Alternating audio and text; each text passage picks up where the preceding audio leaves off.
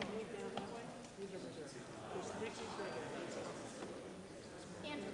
do you want to change?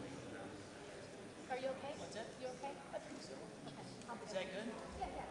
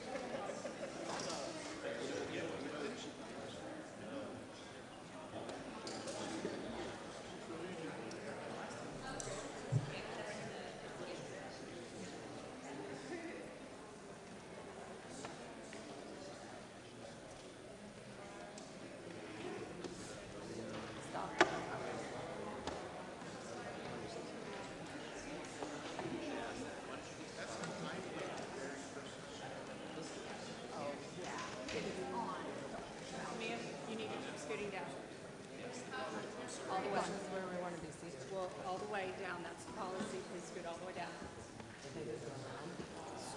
Scoot all the way down or we'll do something else. Keep scooting, you too, sir. Keep scooting.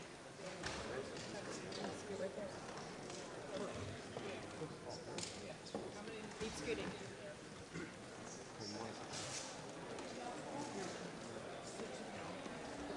You're scooting, please.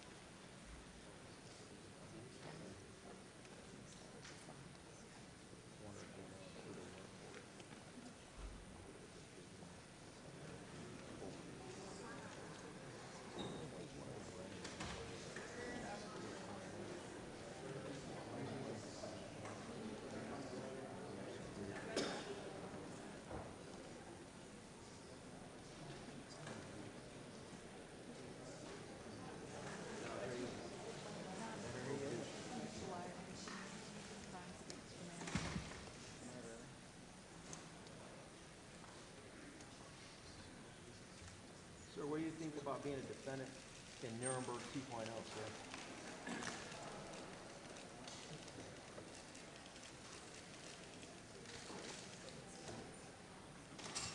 Good luck testifying to being a mass murderer, sir. I really look forward to it. You guys happy to work with this gentleman? All that myocarditis, all those heart explosions with the EUA products that were never FDA approved. Your grandmother's dead because of you. 28. Traitor. Did this. What's coming for you? Legally, morally, and ethically to the max. And that goes for your staff as well.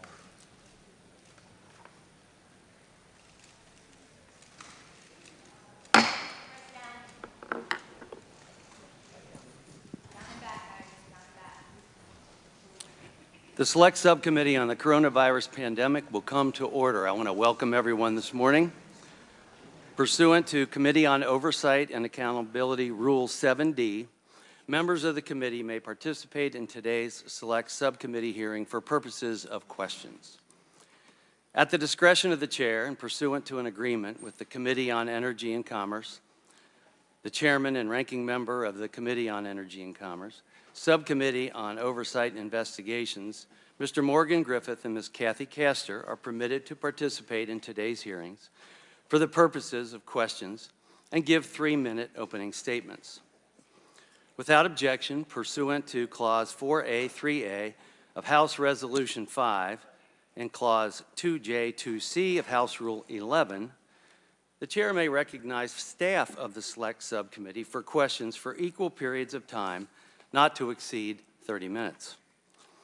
Pursuant to Rule 7D of the Committee on Oversight and Accountability, Mr. Jordan and Mr. Moskowitz, members of the full committee, may participate in today's hearing for the purposes of questions. I would like to remind members that the issues we are debating today are important ones and members feel deeply about. While vigorous disagreement is part of the legislative process, members are reminded that we must adhere to established standards of decorum in debate. There is a reminder that it is a violation of House rules and the rules of this committee to engage in personalities regarding other members or to question the motives of a colleague. Remarks of that type are not permitted by the rules and are not in keeping with the best traditions of our committee. The chair will enforce these rules of decorum at all times and urges all members to be mindful of their remarks. Finally, without objection, the chair may declare a recess at any time. I now recognize myself for the purpose of making an opening statement. Good morning and welcome, Dr. Fauci. First, I want to thank you for your decades of public service.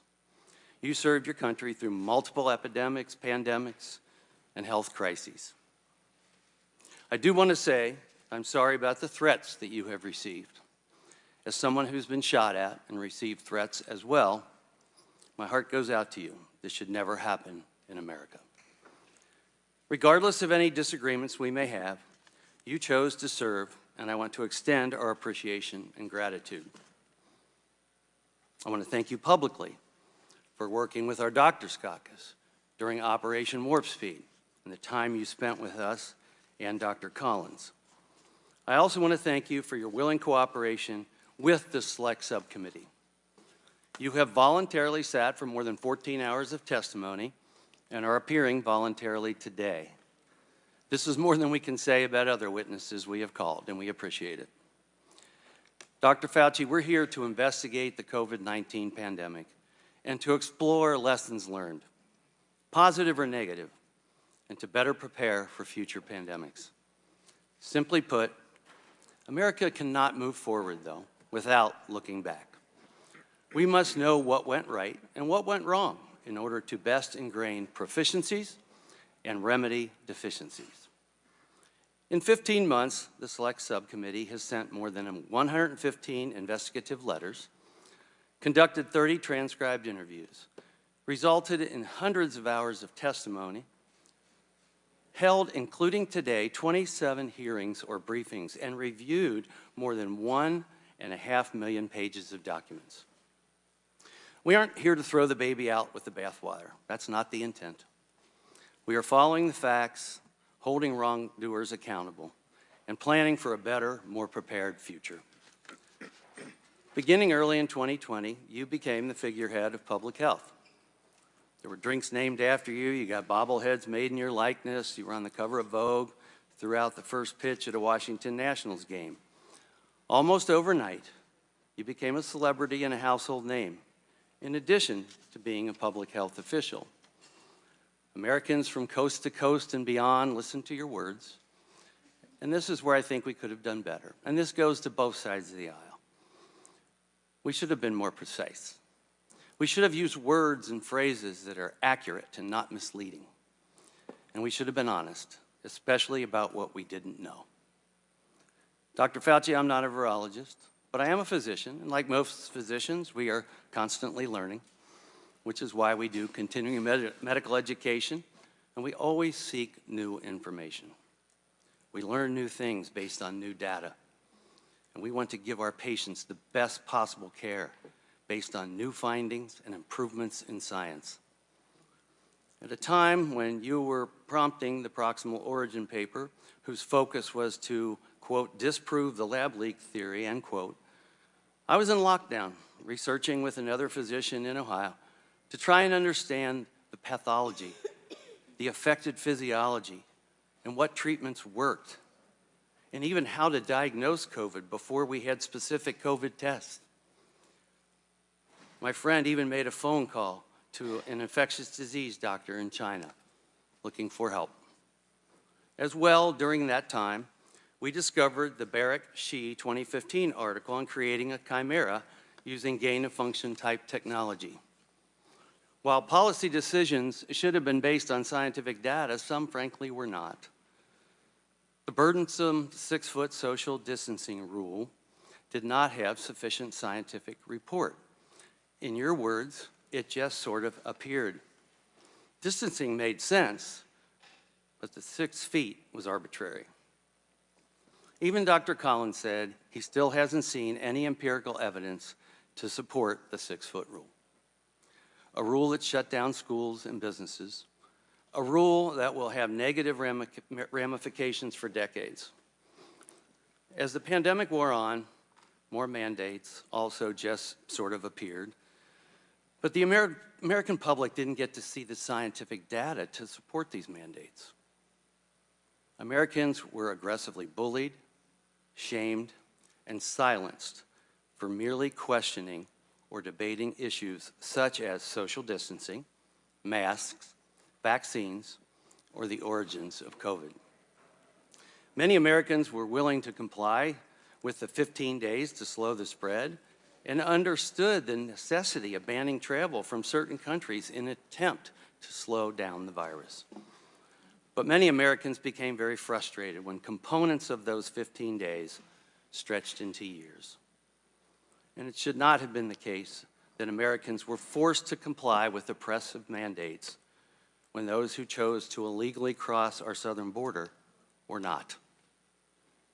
Or when Governor Newsom or Governor Whitmer were throwing parties at nice restaurants. Not a good look. Americans do not hate science, but Americans know hypocrisy when they see it. Dr. Fauci, under your leadership, the United States health agencies adopted specific policy aims as a single dogmatic truth, without the benefit of debate, out of a desire for a single narrative. Dr. Fauci, you once said, if you disagree with me, you disagree with science. Science doesn't belong to any one person. I was never taught that science turns a blind eye to hypotheses. They serve to be proven or disproven, and done so with irrefutable facts, if able.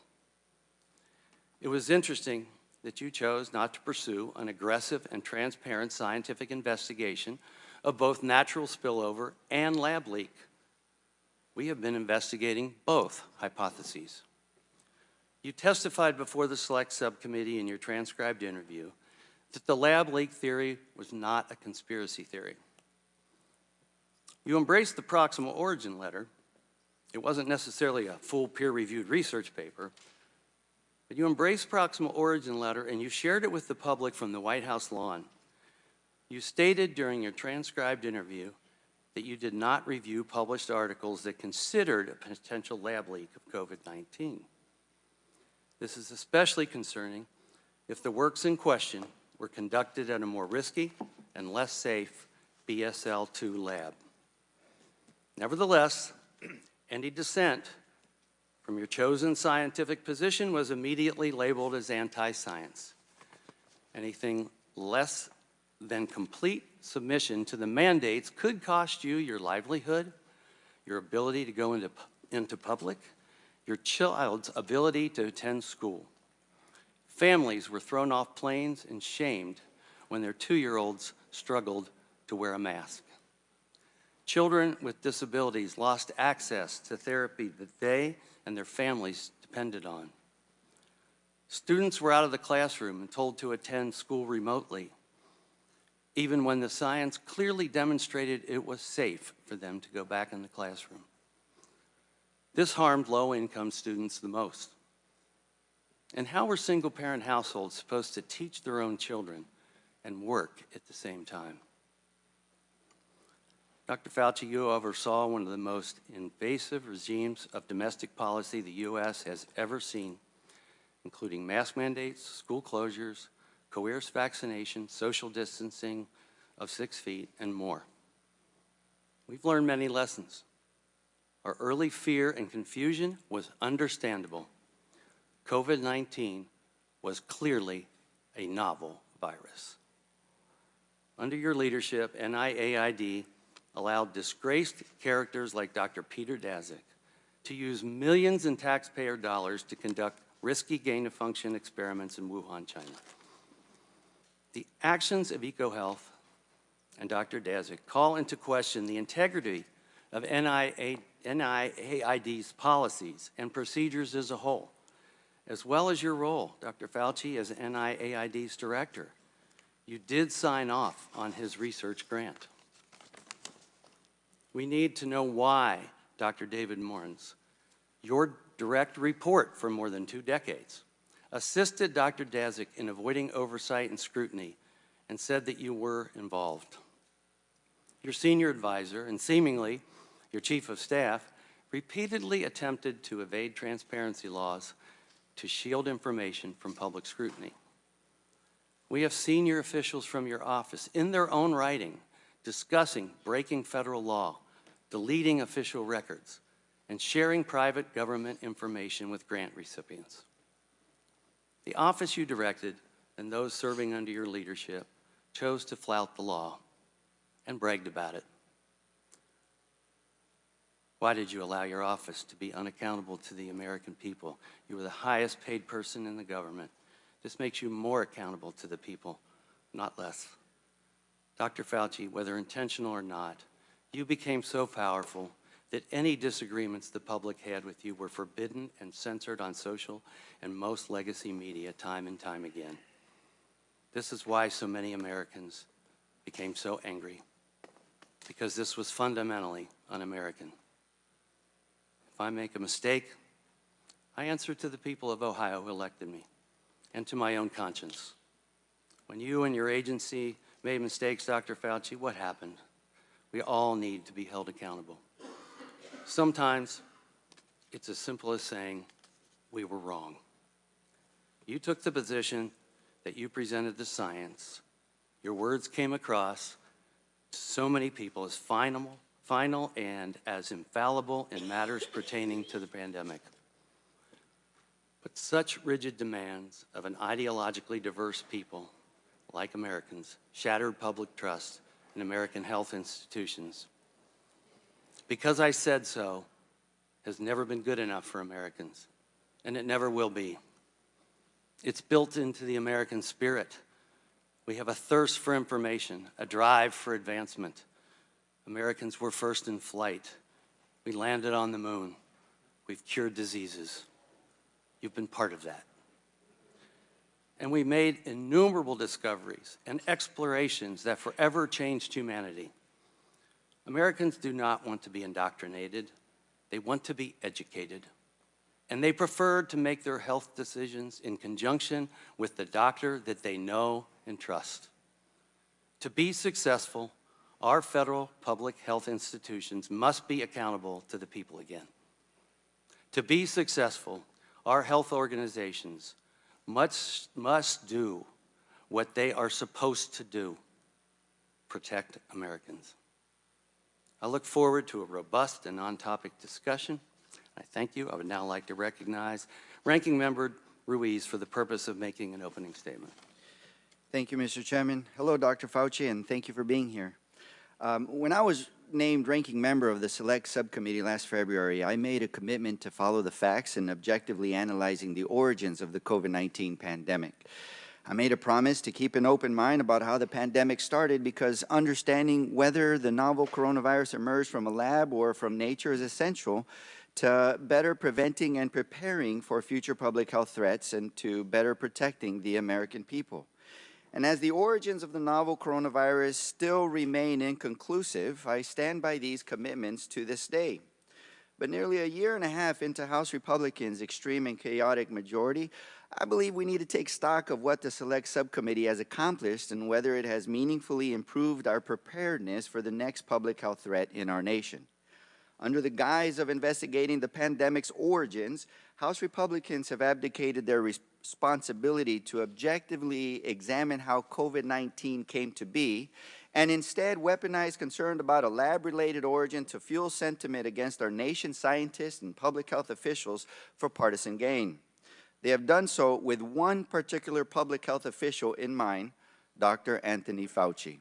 And they have done so in an effort to deflect blame and anguish for the damage the pandemic inflicted on our society away from the former president, whose stumbling pandemic response, by some estimates, led to 400,000 unnecessary COVID-19 deaths, and on to Dr. Fauci, who worked tirelessly to stem the crisis. Over the past 15 months, the Select Subcommittee has pored over more than 425,000 pages of documents provided to us by government agencies, universities, and private citizens.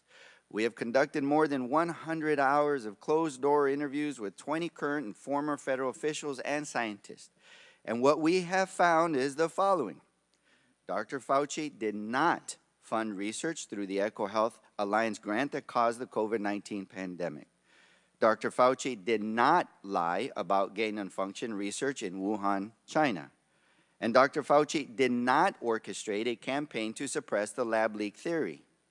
After 15 months, the Select Subcommittee still does not possess a shred of evidence to substantiate these extreme allegations that Republicans have levied against Dr. Fauci for nearly 4 years. Now I want to make something very clear. In the past month, the Select Subcommittee has held hearings where we have examined various serious issues of misconduct. In following the facts, Select Subcommittee Democrats uncovered troubling misconduct by Dr. Peter Daszak and EcoHealth Alliance, including potential efforts to mislead the federal government about the nature of its work through the evasion of reporting and transparency requirements. And less than 2 weeks ago, we heard from Dr. David Morin's about his flagrant violation of the Freedom of Information Act's transparency requirements and the potential destruction of federal records. Both Dr. Daszak and Dr. Morin's deserve to be held accountable for betraying the public's trust. To hold them accountable is not anti-science. It is the defense of our federal scientific and research institutions' decades-long legacy of advancing the scientific enterprise to safeguard human health.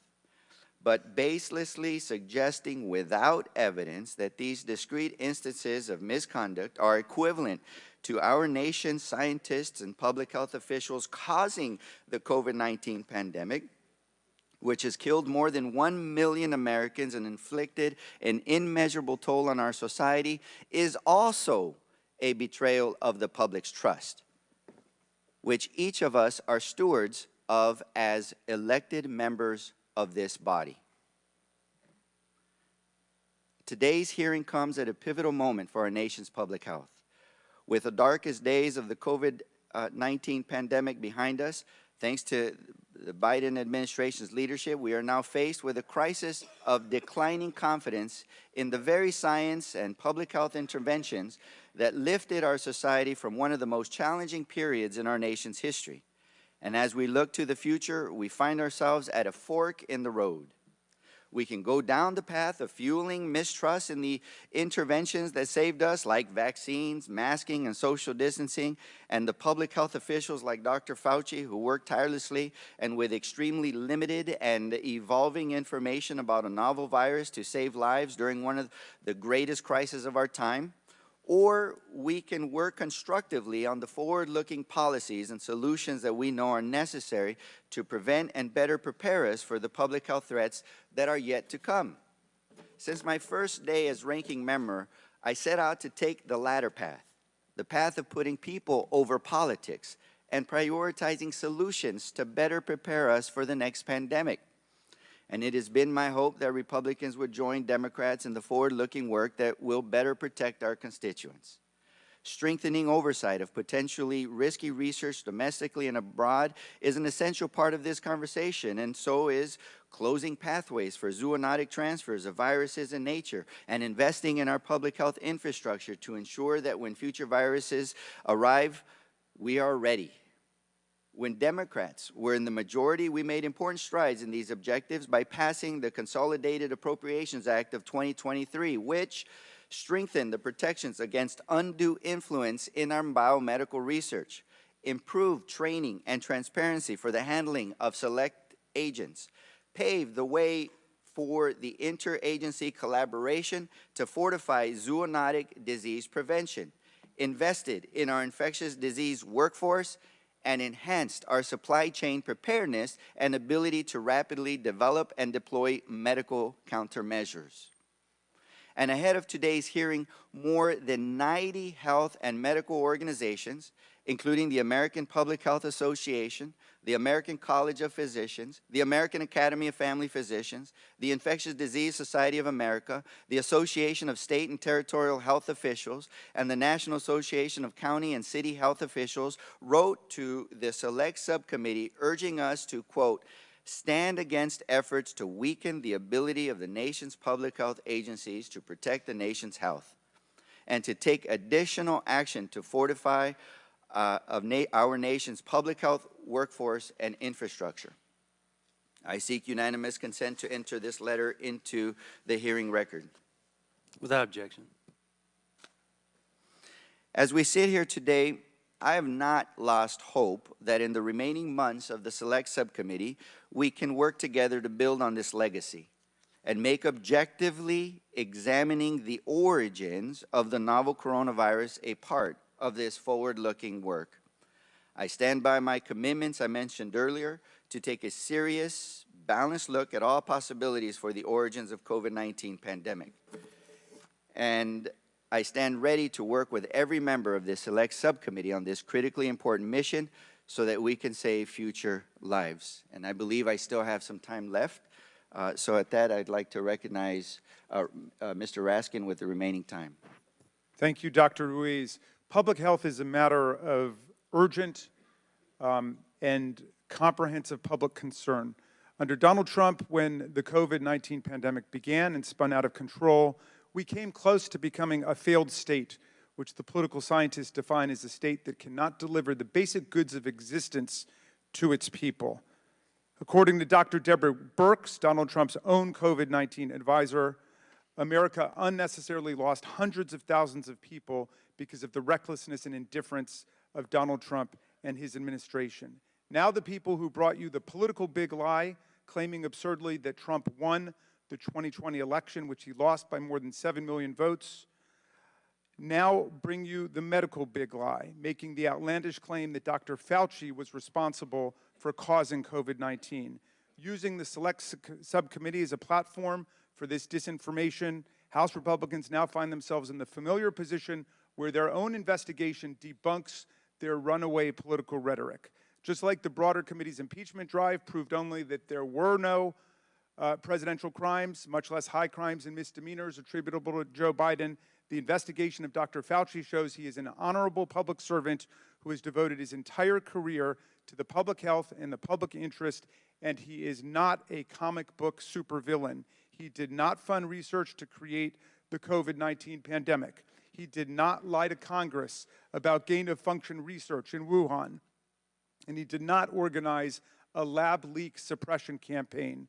Today, Dr. Fauci's testimony, along with the thousands of pages of documents and dozens of closed-door testimony provided to House Republicans as part of the COVID origins investigation, will dispel these hysterical claims and reveal that the people bowing down to a twice-impeached convicted felon who told Americans to inject themselves with bleach now want you to believe not only a big political lie, but a big medical lie, too.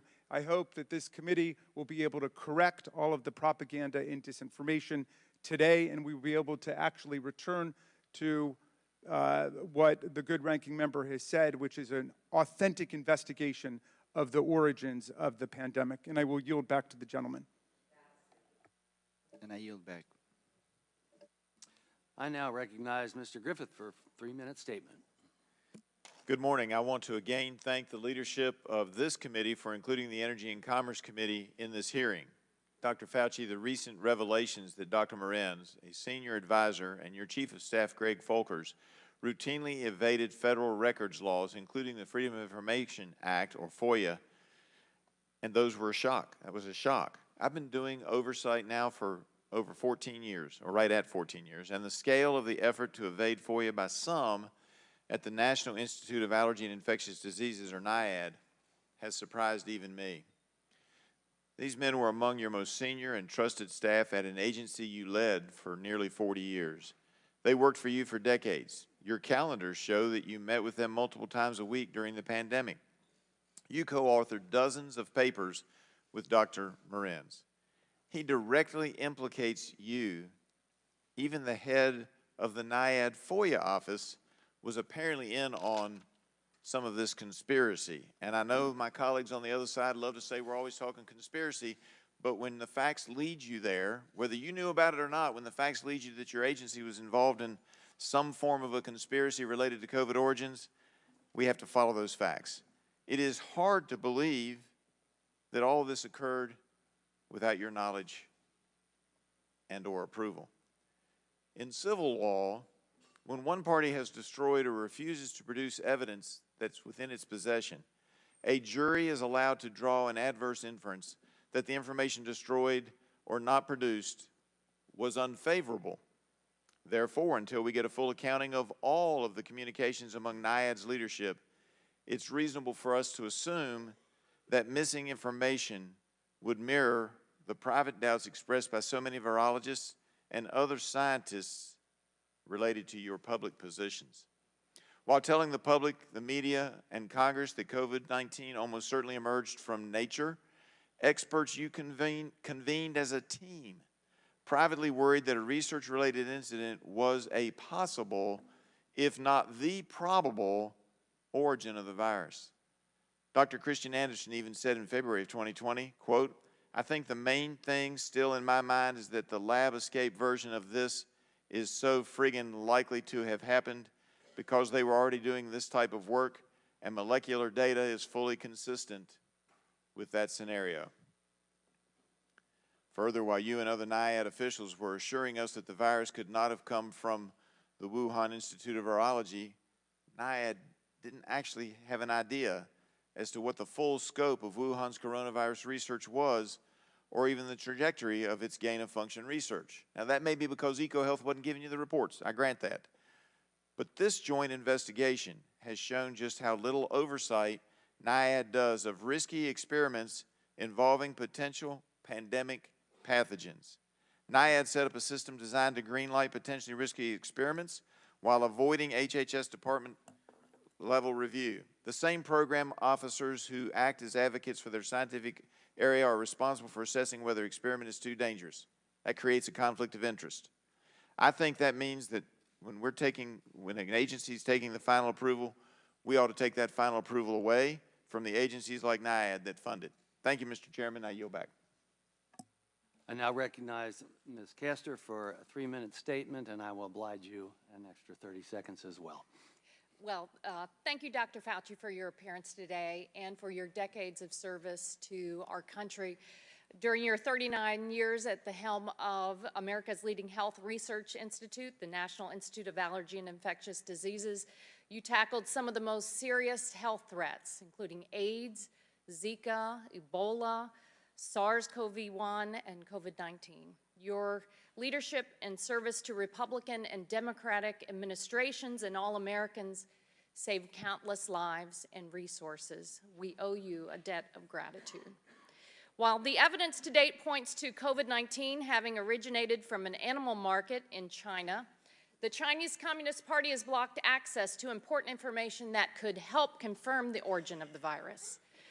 This committee should be doing more to fight for those answers, but instead has wasted significant time and taxpayer money fueling conspiracy theories and ignoring the importance of preparing for the next deadly pandemic. Some GOP members falsely claimed you secretly broke into CIA headquarters and coerced analysts. Others claimed that you committed crimes. America's adversaries like China, Russia, and Iran love it when Americans are divided and distracted. It provided fertile ground for the spread of misinformation about COVID-19 by our adversaries. And unfortunately, fringe far-right conspiracy theories have permeated even mainstream media outlets, and some Republican members of Congress have played along. I regret that many of the conspiracies have smeared you, Dr. Fauci, as you and our top scientists did everything to keep Americans safe during the deadly days of COVID-19. Over 1.1 million Americans lost their lives to COVID-19, and today it's still more deadly than the flu. As we learned from Zika and Ebola, the ways viruses are transmitted are not obvious at first, and the development of treatments and vaccines takes time. What you and your team did to speed the development of the safe and effective COVID-19 vaccine was remarkable. That fast timeline was only possible due to years of federal investment in the National Institute of Health and support for medical research in the United States. So one of the lessons learned from the pandemic is the need to continue to invest in medical health research in the U.S. for cancer, for heart disease, for diabetes, but also to prepare for the next pandemic. We must learn from the past so that we can keep Americans safe. That's why Democrats have worked hard to update America's pandemic preparedness law, the Pandemic and All Hazards Preparedness Act, to shore up public health and make us more prepared to tackle the next pandemic threat. It's not too late for Republicans to join us and turn the least productive Congress in modern history into one where we are all focused on solutions for the American people to make our country safer and stronger. Democrats were able to prevent harmful rollbacks in medical research last year, and I urge my GOP colleagues to join us and move away from threatening and undermining American medical research at every turn. Public health threats are constantly emerging. In the past month alone, we have been tracking new strains and variants of H5N1, Mpox, and SARS-CoV-2. Dr. Fauci, I'm sorry for the personal attacks you have received and may have to deal with today. But while you are here, I want you to know that the vast majority of Americans appreciate your work over the years. I look forward to continuing to learn from you, to learn everything possible about how we can take the pandemic lessons learned and put them to use to help keep our communities safe and healthy. Thank you, and I yield back my time. Thank you. Our witness today is Dr. Anthony Fauci. Dr. Fauci was the director of the National Institute of Allergy and Infectious Diseases from 1984 to 2022 and chief medical advisor to President Joe Biden from 2021 to 2022. Pursuant to Committee on Oversight and Accountability Rule 9G, the witness will please stand and raise his right hand.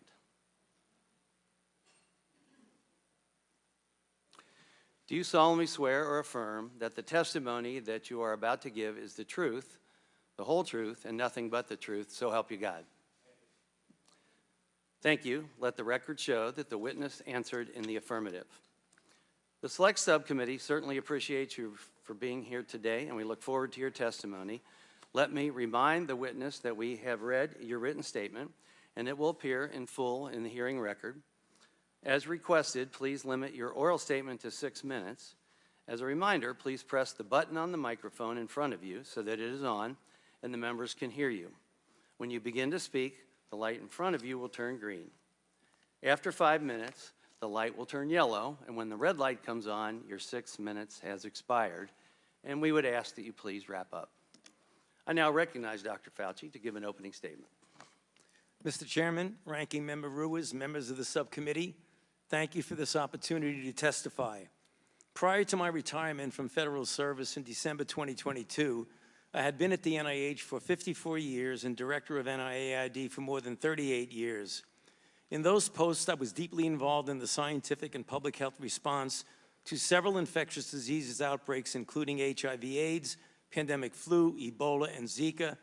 And so, under my leadership, we were well positioned to respond to COVID-19. For at least 2 decades prior to the COVID outbreak, we at NIAID had invested billions of dollars in research on mRNA technology and immunogen design, both of which led to the swift development of COVID vaccines. Less than 11 months after the identification of this new virus, safe and highly effective vaccines were widely available, an unprecedented accomplishment in the history of vaccinology that saved tens of millions of lives worldwide. I will now use my remaining time to directly address certain issues that have been seriously distorted concerning me. The first issue concerns my actions regarding the possibility that SARS-CoV-2 might have resulted from a lab leak. On January 31st, 2020, I was informed through phone calls with Jeremy Farrar, then director of the Wellcome Trust in the UK, and then with Christian Anderson, a highly regarded scientist at Scripps Research Institute, that they and Eddie Holmes, a world-class evolutionary biologist from Australia, were concerned that the genomic sequence of SARS-CoV-2 suggested that the virus could have been manipulated in a lab. I participated in a conference call the next day with about a dozen international virologists to discuss this possibility versus a spillover from an animal reservoir. The discussion was lively, with arguments for both possibilities. 2 participants have testified before this subcommittee that I did not try to steer the discussion in any direction. It was decided that several participants would more carefully examine the genomic sequence.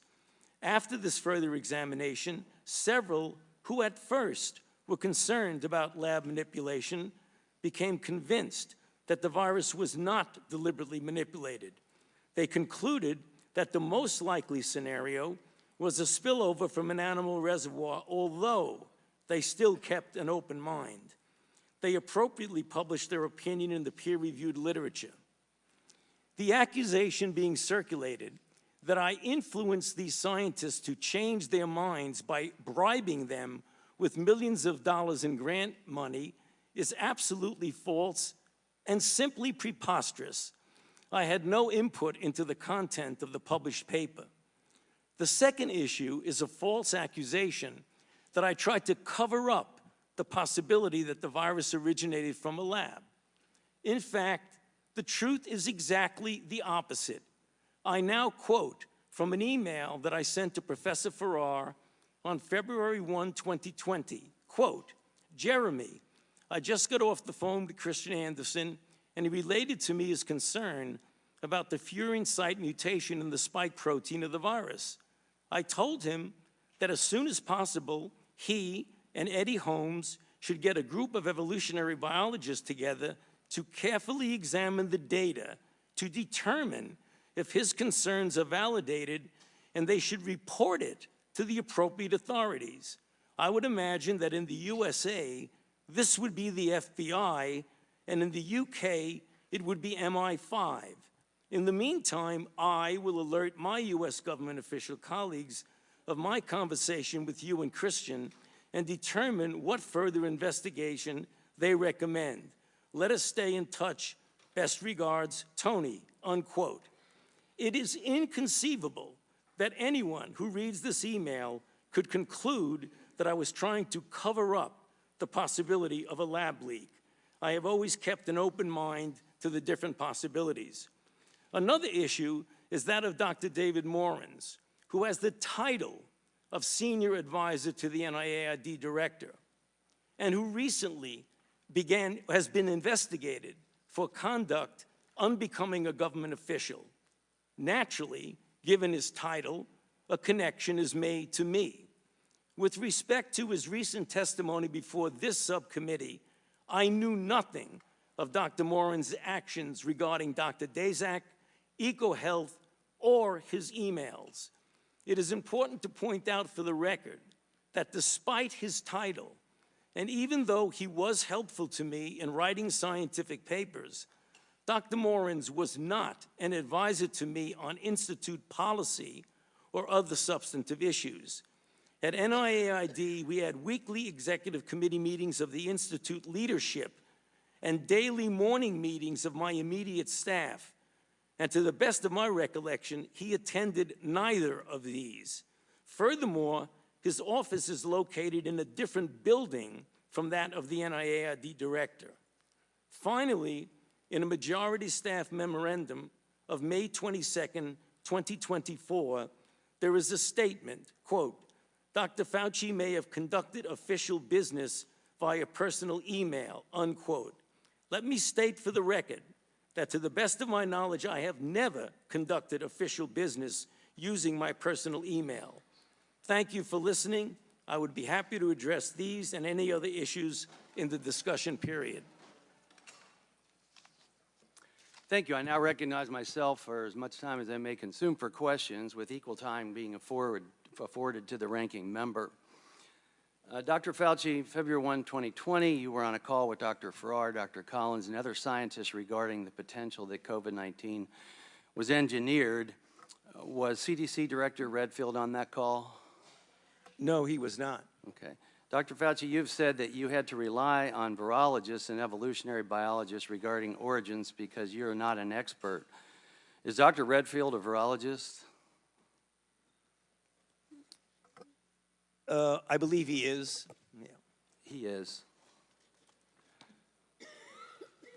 Prior to the pandemic, NIAID awarded at least 3 grants via the New York Blood Center to Dr. Zhao Yusen. Are you aware of these? I'm sorry, to Dr. Yusen Zhao. Are you aware of those grants? Dr. Yusen Zhao.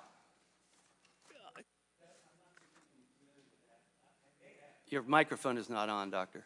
Your microphone is not on. I'm not familiar with that name. Okay. Well, NIAID awarded at least 3 grants via the New York Blood Center to that scientist. He was a high-ranking Chinese PLA official and director of a lab at the Chinese Academy of Military Medical Sciences. Does it concern you if U.S. taxpayer dollars are funding someone like this?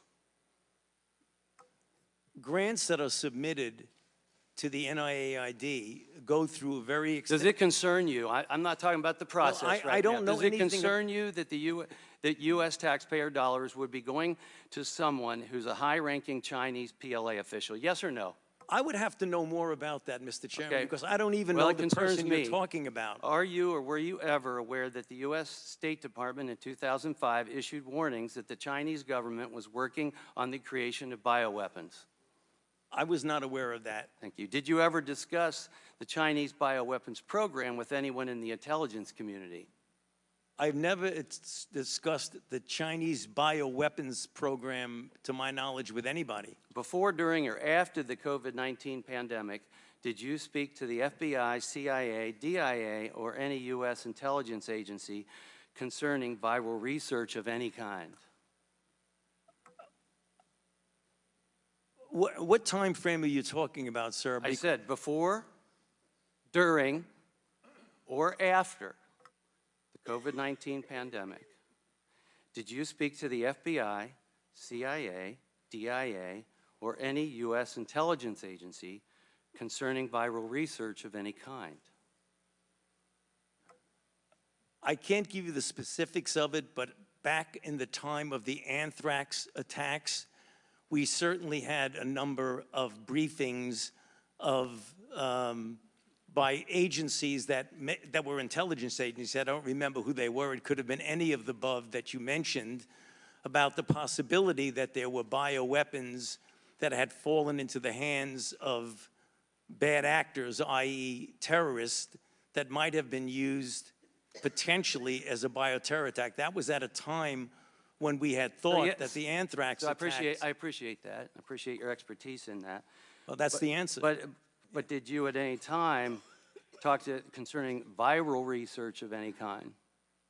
Again, I say that at the time that there was concern about the fact that Al-Qaeda may have been using or potentially using bioweapons, we had discussions with intelligence agencies about that possibility. But not as related to, say, COVID-19? Not to my knowledge about COVID. Now, but let me just make sure we get the facts. After the investigations began about COVID, I was briefed by intelligence agencies about possibilities of there being activities going on in different laboratories. I was briefed by intelligence agencies. Thank you.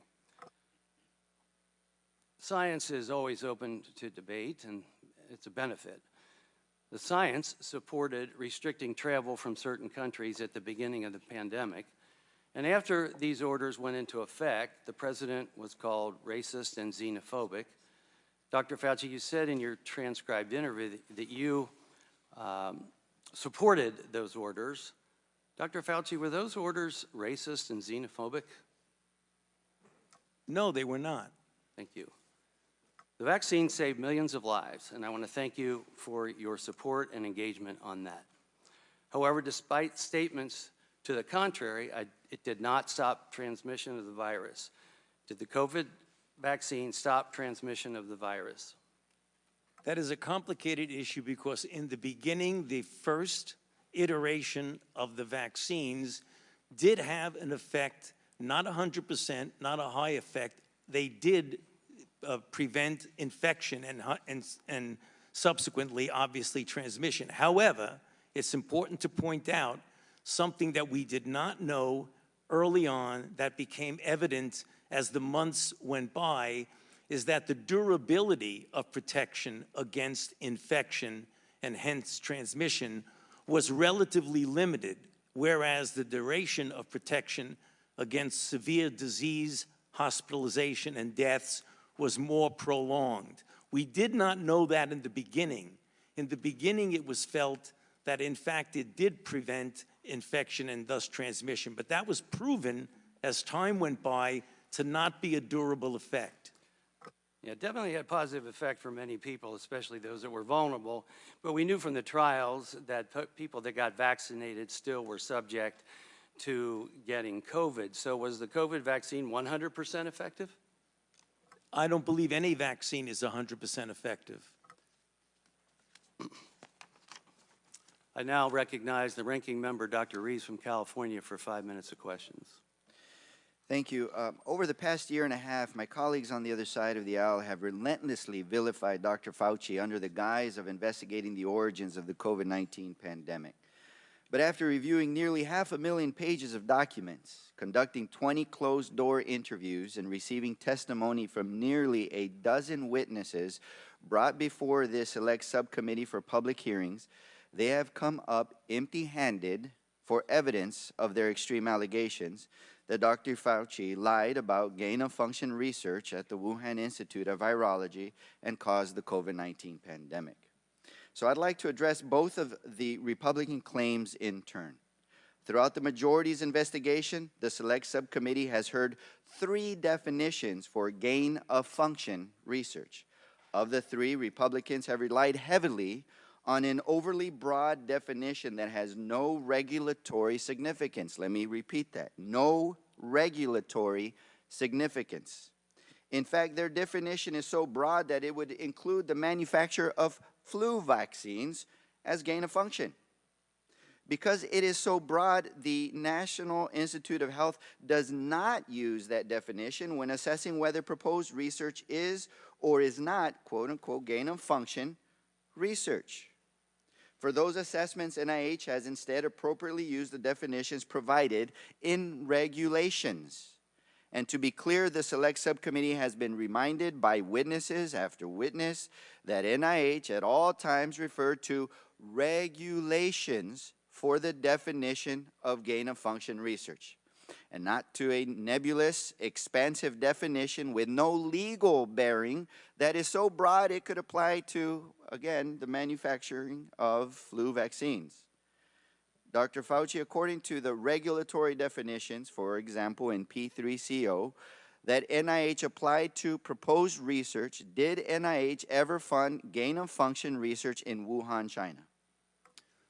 As you said, Congressman Ruiz, according to the regulatory and operative definition of P3CO, the NIH did not fund gain-of-function research at the Wuhan Institute of Virology. Thank you. And despite my Republican colleagues' effort to fit a square peg into a round hole, it seems to me that you've been consistent on this issue from the beginning of the pandemic. And they know this, but they still use the terms gain of function loosely. And with respect to NIAID staff's assessments of whether proposed research was or was not gain of function research, were you personally involved in those assessments, or were those assessments made several levels removed from you and by subject matter experts?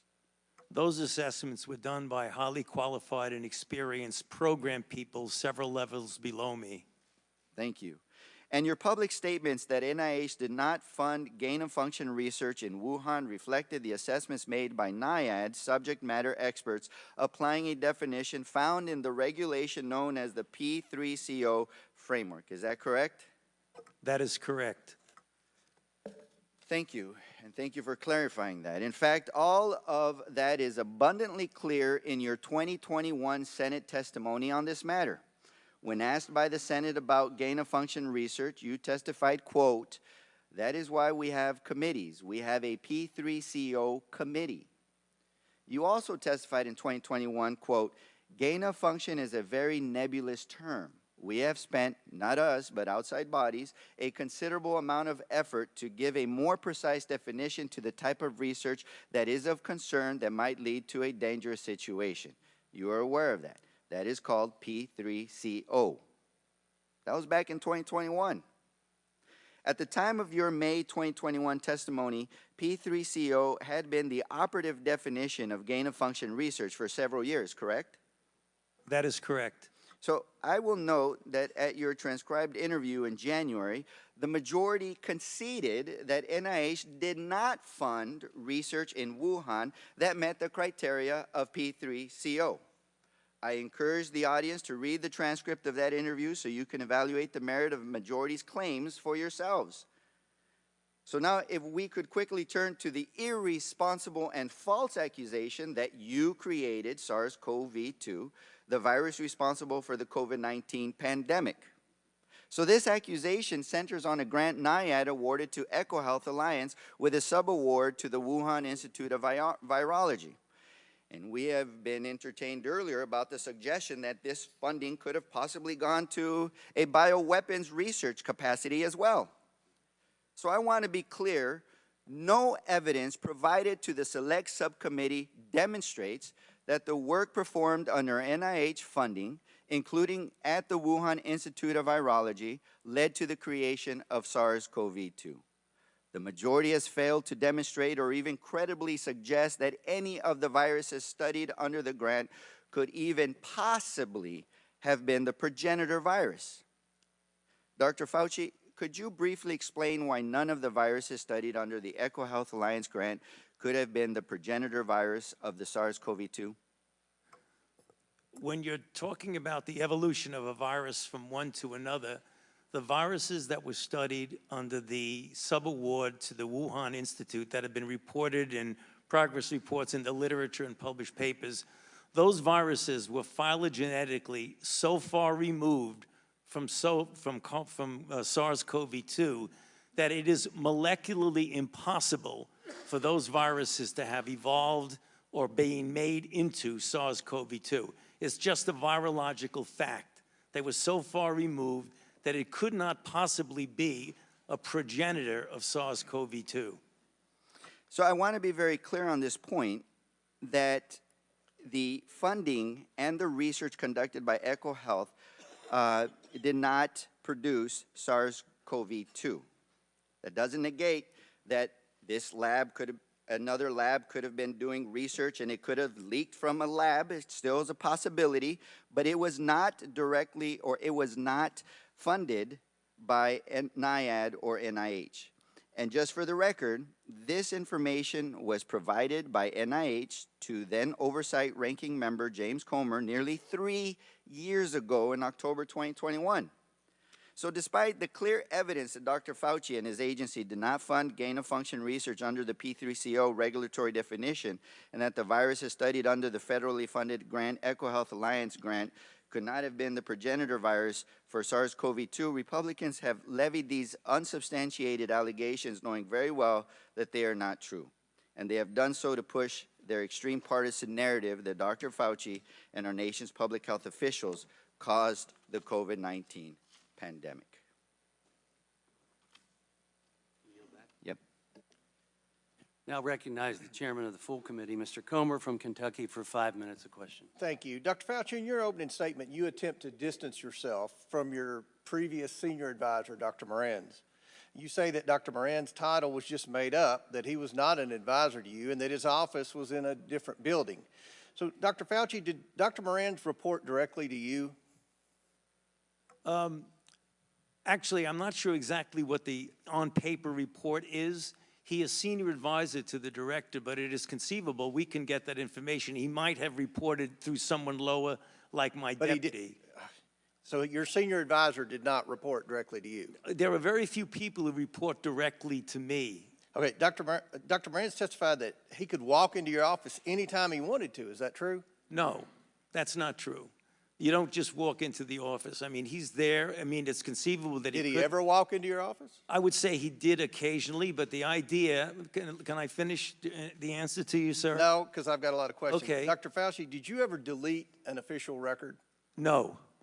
Dr. Fauci, did you ever conduct official business via email? To the best of my recollection and knowledge, I have never conducted official business via my private email. So there's a troubling pattern of behavior from your inner circle, not just Dr. Moran's, but also your chief of staff, Mr. Folkers. Do you agree that it violates NIAID policy to use personal email for official purposes? The Dr. Moran's issue that was discussed by this committee violates NIH policy, yes. But does using official email, using a personal email for official business, does that violate policy? Using a personal email for official business violates NIH policy. Does it violate NIAID policy to delete records to intentionally avoid FOIA? Yes. Okay. On April 28, 2020, Dr. Moran's edited an EcoHealth press release regarding the grant termination. Does that violate policy? That was inappropriate for him to be doing that for a grantee as a conflict of interest, among other things. So on March 29, 2021, Dr. Moran's edited a letter that Dr. Daszak was sending to NIH. Does that violate policy? Yes, it does.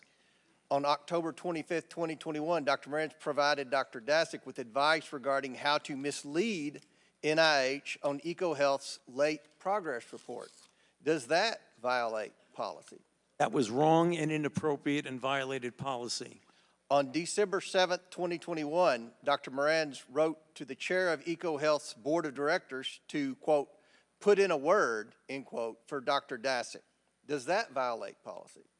Should not have done that. That was wrong. And that violates policy? Well, I'm not sure of a specific policy, but I imagine it does violate policy. He should not have been doing that. In addition to all those actions, Dr. Moran's wrote to Dr. Daszak, quote, Peter, from Tony's numerous recent comments to me, they are trying to protect you, end quote. Did you ever talk to Dr. Moran's about Dr. Dasick or EcoHealth Alliance? I can tell you, regarding what you said, I never spoke about protecting him. I mean, obviously, we knew that Dasick was a grantee, so I may have mentioned and discussed Dr. Dasick because he's a grantee, but I never spoke about protecting You're testifying him. that he just made that up. Excuse me? You're testifying that Dr. Moran's just made that up. I don't know where he got that, but that's not true. So by this point, Dr. Fauci, when these emails were written, you should have known that Dr. Dasick was more than 2 years late on a required progress report with his grant. Dr. Dasick conducted an experiment that resulted in a novel virus showing excess growth, that Dr. Dasick failed to report that experiment, that Dr. Dasick was protecting the Wuhan lab and not sharing its lab notebooks, and that Dr. Dasick failed to disclose obvious conflicts of interest. So why were you trying to protect Dr. Dasick and EcoHealth Alliance? I repeat on the record, I have not tried to protect Dr. Dasick. And that's number one. Number two, you said something that's not true, because I did not know about the compliance issues until well after the fact when I was being briefed for going to before a congressional committee. So it wasn't as these things were going on, I knew that he was withholding. Did you know about Dr. Moran's close relationship with Dr. Dasick? Dr. Moran's made it clear that Dr. Dasick was his friend. I did not engage in any of that interaction between them. And just lastly, if I may, Mr. Chair, you testified and answered the chairman's question that you never had any communication with the intelligence community throughout all of COVID. Did I understand that correctly? No, you heard wrong. I said I did have communication. I was briefed by the intelligence community multiple times during the COVID issue. And you never... The gentleman's time has expired. I now recognize the ranking member of the full committee, Mr. Raskin from Maryland, for 5 minutes of questions. Okay, first, Dr. Fauci, thank you for your testimony and your extraordinary service to the American people. Let me just start. Was there anything you wanted to clear up in that last exchange where you were interrupted?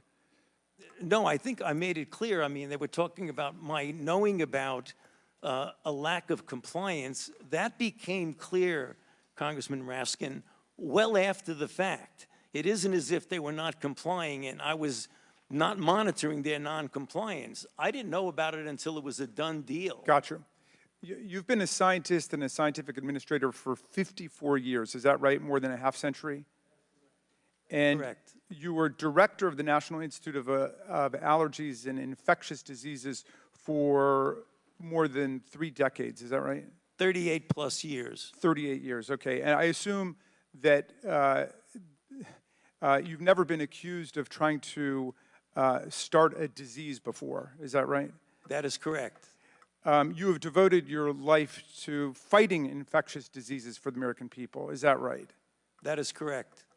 I want to go back to this email that you cited in your opening, because I think it goes right to the heart of this campaign of character assassination against you. The claim was essentially that you tried to cover up the possibility of there having been a laboratory leak, which of course is perfectly possible, and if this committee were doing its job, we could actually be working to advance the investigation of that. But they would rather assert that you tried to cover up this possibility. Here's the email that you sent on February 1st at 12:38 a.m. To Christian Anderson, with a copy to Christian Anderson, but you sent it to Professor Jeremy Farrar. Jeremy, I just got off the phone with Christian Anderson, and he related to me his concern about the furin site mutation in the spike protein of the currently circulating 2019 nCoV. I told him that as soon as possible, he and Eddie Holmes should get a group of evolutionary biologists together to carefully examine the data to determine if his concerns are validated. He should do this very quickly. And if everyone agrees with this concern, they should report it to the appropriate authorities. I would imagine that in the USA, this would be the FBI. And in the UK, it would be MI5. It would be important to quickly get confirmation of the cause of his concern by experts in the field of coronaviruses and evolutionary biology. In the meantime, I will alert my U.S. government official colleagues of my conversation with you and Christian and determine what further investigation they recommend. Let us stay in touch. Best regards, Tony. Was this the email where you were putatively trying to cover up the possibility of a lab leak? Yes, Congressman Raskin, and that's the reason why I mentioned in my opening statement that is it inconceivable that anyone could get out of that I was covering anything up. Would you have any reason to cover up any new scientific evidence relating to the origins of the COVID-19 virus? Absolutely not, and that's the reason why it was important to get people together to discuss this in a transparent way. Have you spent your whole life trying to determine the causes of infectious diseases and then to stop them to protect the American people? Yes, I have. Well, Dr. Fauci, I want to join my colleague from Florida in apologizing to you that some of our colleagues in the United States House of Representatives seem to want to drag your name through the mud. They're treating you, Dr. Fauci, like a convicted felon. Actually, you probably wish they were treating you like a convicted felon. They treat convicted felons with love and admiration. Some of them blindly worship convicted felons. Is there anything else you would like to say to the American people about your service to America during the course of the COVID-19 pandemic? My main job during the COVID pandemic was to play a role with my team at the Vaccine Research Center to develop a safe and effective vaccine. And we did that in an unprecedented short period of time, never seen before in the annals of vaccinology.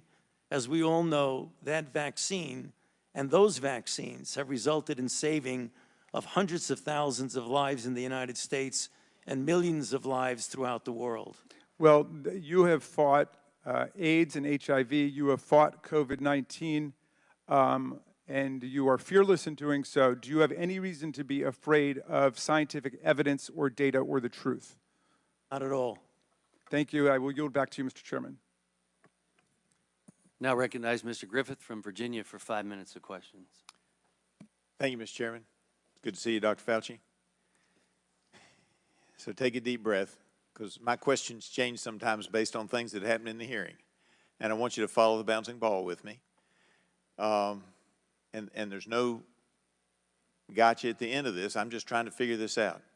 You told Dr. Ruiz in his questioning that it was absolutely impossible for any of the viruses that you all were funding, I get that, it was impossible for SARS-CoV-2 or SARS-CoV-2, known as COVID-19, to have come from any of the work that was being done at Wuhan.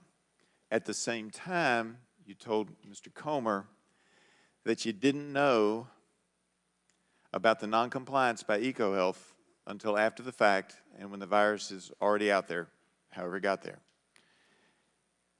In light of the fact that part of that noncompliance was a report where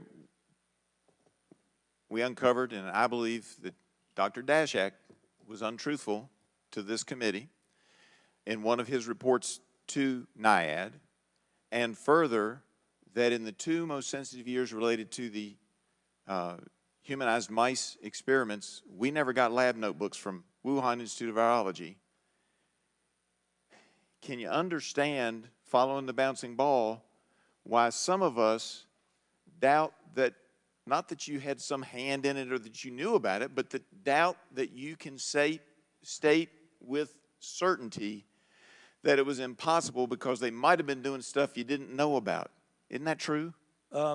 Actually, it's not incompatible at all, Congressman, with what I said.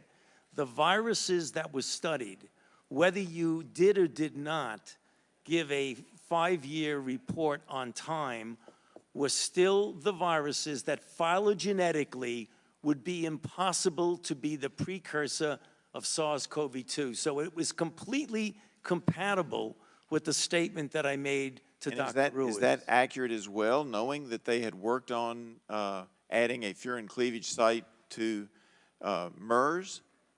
But, sir, there's a difference between the viruses that were funded by the NIH subaward versus anything else anybody else in China might be doing. Excellent. We were talking about did the NIH, You were talking about what you funded. what we funded, and All right. that's the point. And that goes to my next question, because I thought you might go there, and I appreciate that. Right. Because in an off-the-record member-level briefing in February of 2022, I asked about the likelihood and nature of a SARS-related coronavirus to have a furin cleavage site, particularly since it takes the 12 nucleotide change in there to make it as viral as this was going on. And at the time, you said to me pretty much what you just said, and I want you to just confirm it for the record. Well, that wasn't us. If that was being done, it wasn't us. Yeah. And you confirmed that for the record, yes? No, it wasn't you. It wasn't what you were funding. What I'm saying is that I cannot account, nor can anyone account, for other things that might be going on in China, which is the reason why I have always said and will say now, I keep an open mind as to what the origin is. But the one thing I know for sure is that the viruses that were funded by the NIH phylogenetically could not be the precursor of SARS-CoV-2. And I appreciate that, because I've never thought that NIH or NIAID went out to create this thing, but I am a believer that it came out of the lab, and I think you've just made it clear, and sometimes people miss this, Dr. Fauci. One side says one thing, one side says the other, and the actual fact may be that at some time working on that, maybe they used some of our money to get started, maybe they didn't. But a group of scientists getting together might very well, at Wuhan, have said, hey, let's see what happens if we go over here and do this. Not that NIH funded it, but they on their own went off and did something. Isn't that accurate? Isn't that possible? Well, I actually would want to say that one thing we should put out on the table, that you were talking about a $120,000 a year grant in a $6 billion budget. So, I mean, if they were going to do something on the side, they have plenty of other money to do it. They wouldn't necessarily have to use a $120,000 NIH grant to do it. And I appreciate that, because it means something could happen. I'm glad you kept an open mind. I would ask this one final thing, though. Do you think they could have done it without the humanized mice that we gave them? Yeah, could have done what, sir? Could they have done any other research with the humanized mice that we gave them? Would they be successful? China didn't have the humanized mice before we gave them to Wuhan. Isn't it accurate that they might have been able to do extra stuff with our mice? Sorry, sir. That's a hypothetical that I can't really answer what they could have. But you can't say it couldn't have happened either. I yield back. You want me to prove a negative? Now recognize Ms. Castor from Florida for 5 minutes of questions. Thank you, Mr. Chairman. You know, these special investigative committees are intended at the outset to bring light to difficult matters, and I think, unfortunately, this select committee has brought more heat than light to things. And one example is nearly 5 months ago, Dr. Fauci sat for a 14-hour voluntary interview with the subcommittee. I was there for that interview, which included exchanges on many important questions on research, safety, long COVID, vaccine development, and the importance of strong public health systems in our local communities. Also, we discussed pandemic preparedness, like stockpiling supplies for our hospitals in advance of the next pandemic. But I want the public to know that for 5 months, the Republicans sat on that transcript. They could have released it at any time. It was released last Friday. If the public had seen it 5 months ago, they would know that the Republicans failed to find a shred of evidence of their far-fetched conspiracy linking Dr. Fauci to a cover-up of the origins of the pandemic. Instead, the Republicans contorted and mischaracterized Dr. Fauci's words over Twitter to gin up conspiracies about NIH's role in the origins of the pandemic. In the lead up to this hearing, parts of that interview have again been cherry-picked and distorted in press releases and tweets. So, Dr. Fauci, I want to make sure that you have an opportunity to publicly clear anything up. Does anything come top of mind right off the bat in how they cherry-picked parts of your 14-hour transcript? I don't want to be casting stones at the distortions of what was said in that, but, you know, there are a couple of things that come to mind. You know, one I'm sure is going to come up later is the issue of the 6-foot distance and I made the statement that it just appeared, and that got taken at like, I don't know what's going on, it just appeared. It actually came from the CDC. The CDC was responsible for those kinds of guidelines for schools, not me. So when I said that it just appeared, it appeared. Was there any science behind it? What I meant by no science behind it is that there wasn't a controlled trial that said, compare 6 foot with 3 feet with 10 feet. So there wasn't that scientific evaluation of it. What I believe the CDC used for their reason to say 6 feet is that studies years ago showed that when you're dealing with droplets, which at the time that the CDC made that recommendation, it was felt that the transmission was primarily through droplet, not aerosol, which is incorrect because we know now aerosol does play a role. That's the reason why they did it.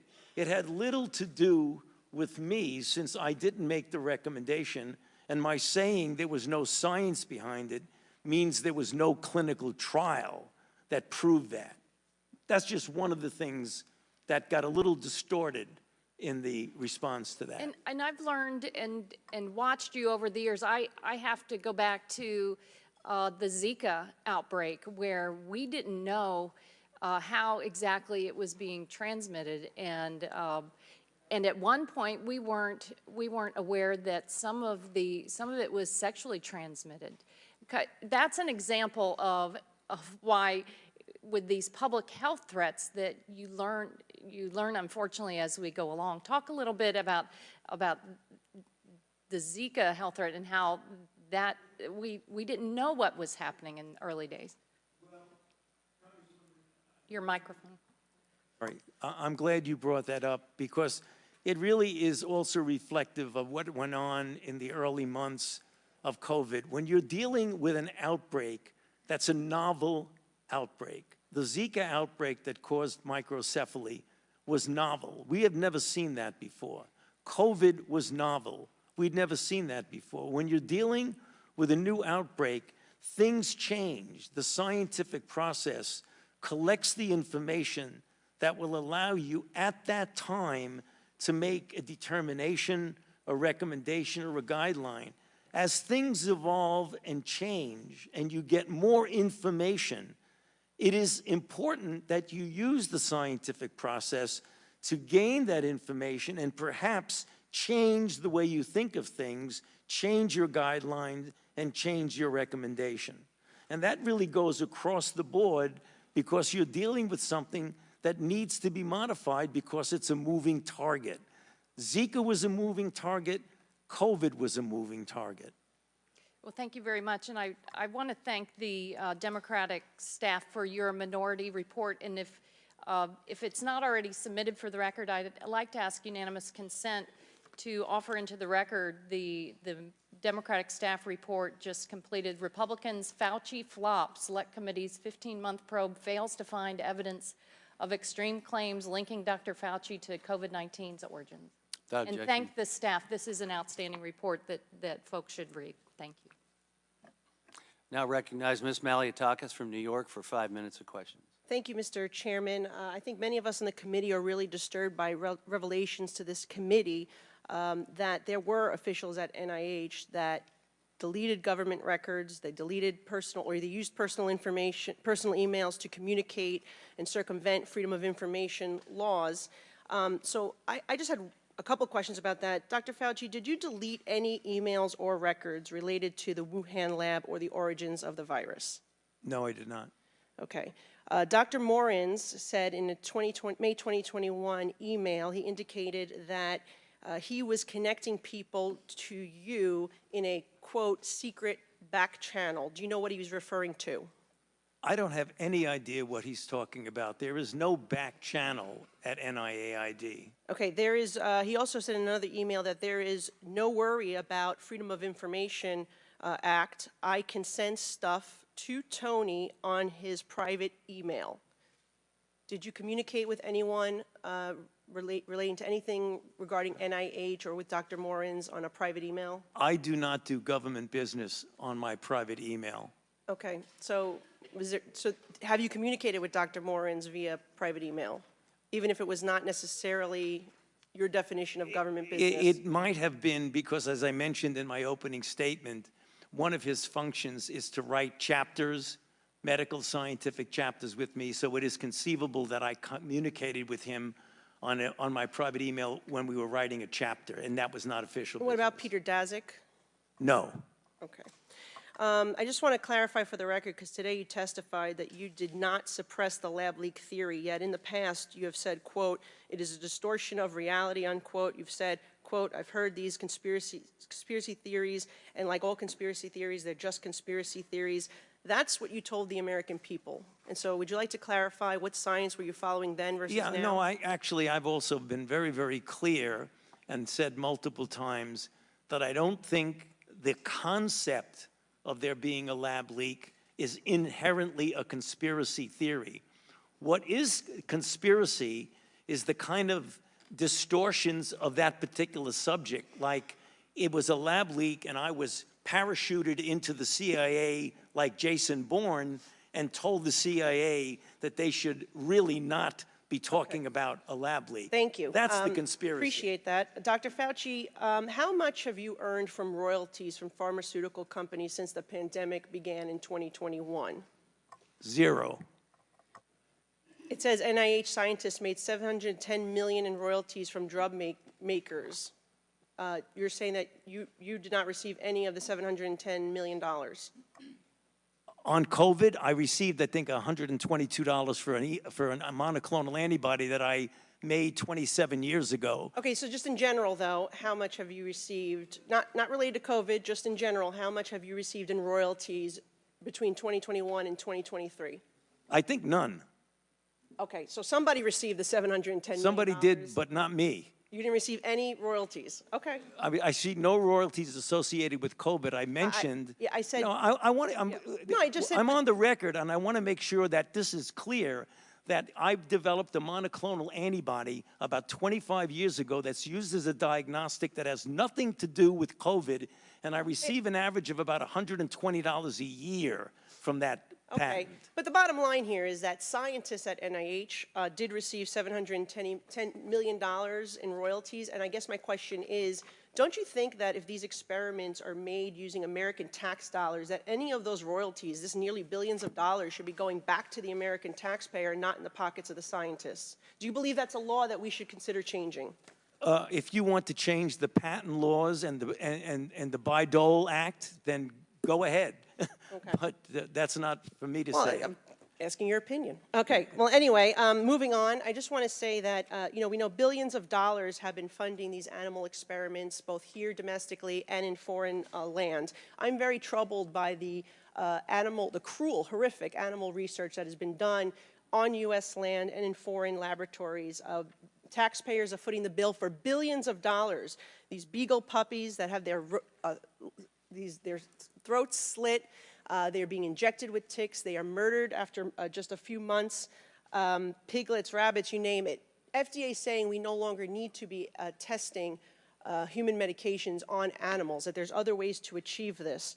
Can you comment on that, if it's time for the United States of America to be moving on from these cruel animal and horrific costly tests? I'd be happy to comment, but I'm puzzled as to what that has to do with the origins of COVID. Well, I have a question about it, Okay, and you're I'd be before happy this to committee, answer and it. it has to do in general with the amount of waste of tax dollars that NIH is using. Well, the animal experiments that are conducted by and funded by NIH go through strict regulations of the proper use of animals in research. So I'm not, Congressman, with all due respect, I'm not trying to be confrontative. I'm not sure what you're talking about, but the experiments that the NIH funded go through strict regulatory processes of the treatment of animals, the humane treatment of animals. Well, they're not very humane, and I will say, as the former director, you signed off on these experiments, and so my time has expired, and we will. Well, I signed off on them because they were approved by a peer review. Now recognize Ms. Dingell from Michigan for 5 minutes of questions. Thank you, Mr. Chairman. You know, instead of actually taking a serious look at the various ways by which this virus could have emerged in a lab or in nature. My Republican colleagues and friends have spent the last 15 months trying to pin blame on NIH, NIAID, and specifically Dr. Fauci for the COVID-19 pandemic. And now, and just, let's bring everything in. Look, I want to have a discussion about animal testing too, but I'm really not sure how that comes into here. But I want to be perfectly clear, though, that the Select Subcommittee has seen no evidence of this. However, allegations by my Republican colleagues, amplified in the media, have led to real, tangible consequences for Dr. Fauci in his personal life in a way that should be unacceptable to all Americans. Dr. Fauci, you and I have known each other for a long time, and I'm not even going to admit how long. But during that time, I've seen your commitment not just to science, but to advancing the greater good. And I know that this isn't a topic you enjoy discussing, and I'm sorry I'm going to have to ask you about it. But I think the American people need to know what we are doing to those who are serving the common good and public health. I think it's important to make clear the harms that you and your loved ones have suffered because of these deeply irresponsible accusations. Because you know what? You're human, just like the rest of us. So, Dr. Fauci, can you please share with us the nature of the threats you have received since the start of the COVID-19 pandemic? Yes, there have been everything from harassments by emails, texts, letters of myself, my wife, my 3 daughters. There have been credible death threats leading to the arrests of 2 individuals, and credible death threats mean someone who clearly was on their way to kill me. And it's required my having protective services essentially all the time. It is very troublesome to me. It is much more troublesome because they've involved my wife and my 3 daughters. At these moments, how do you feel? Keep your mic on. Terrible. Do you continue to receive threats today? Yes, I do. Every time someone gets up and says I'm responsible for the death of people throughout the world, the death threats go up. It's unacceptable that you've been treated this way, especially after you've dedicated your life to science and research for the public interest. You deserve better. Every human being deserves better. And I'm afraid that the treatment you've received will also have far-reaching consequences for the future of science, particularly when done for the public good. Dr. Fauci, how do you think the threats towards you and other public health officials have received will impact bright young scholars thinking about going off into science or public service? Think as many people want to follow in your footsteps as they did when I first met you? You know, Congressman Dingell, I think this is a powerful disincentive for young people to want to go into public health and maybe even science and medicine in the public arena, because it's very clear that not only I, because I'm a very much of a public figure, but many of my colleagues who are less visible than I, whenever they speak up in defense of the kinds of things that we're trying to do to protect the American public, they too get threats. And when they see that their colleagues get threats, they say to themselves, I don't want to go there. Why should I get involved in that? And you have some potentially very good talent that would be important to maintain the integrity and the excellence of the public health enterprise in the United States. We're not getting the best people coming in because they're reluctant to put themselves and their family through what they see their colleagues being put through. Well, you're right. You're not alone in feeling that way. In fact, ahead of today's hearing, the Select Subcommittee received a letter from the Association of State and Territorial Health Officials, which represents public health officials in communities of all political persuasions, detailing the surge of harassment, intimidation, hate speech, threats of violence, and death threats that their members faced during the pandemic.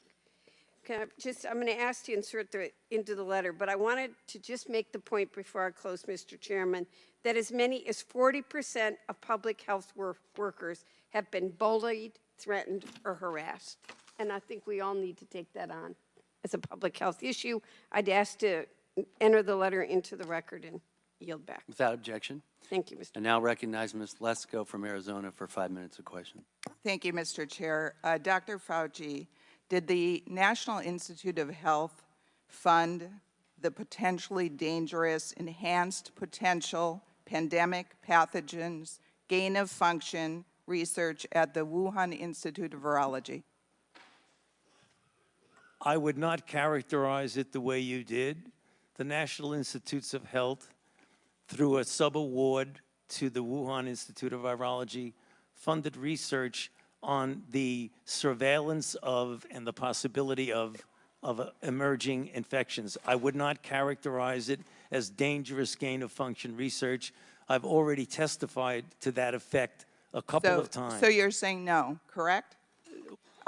In his May 16, I'm saying no because I've said no multiple times, including on the transcribed interview. In his May 16, 2024 testimony, the NIH Deputy Director Tabak said, and I quote, "I can tell you that the failure of the Wuhan Institute of Virology to provide us with the data that we requested and the lab notebooks that we requested certainly impeded our ability to understand what was really going on with the experiments that we have been discussing this morning."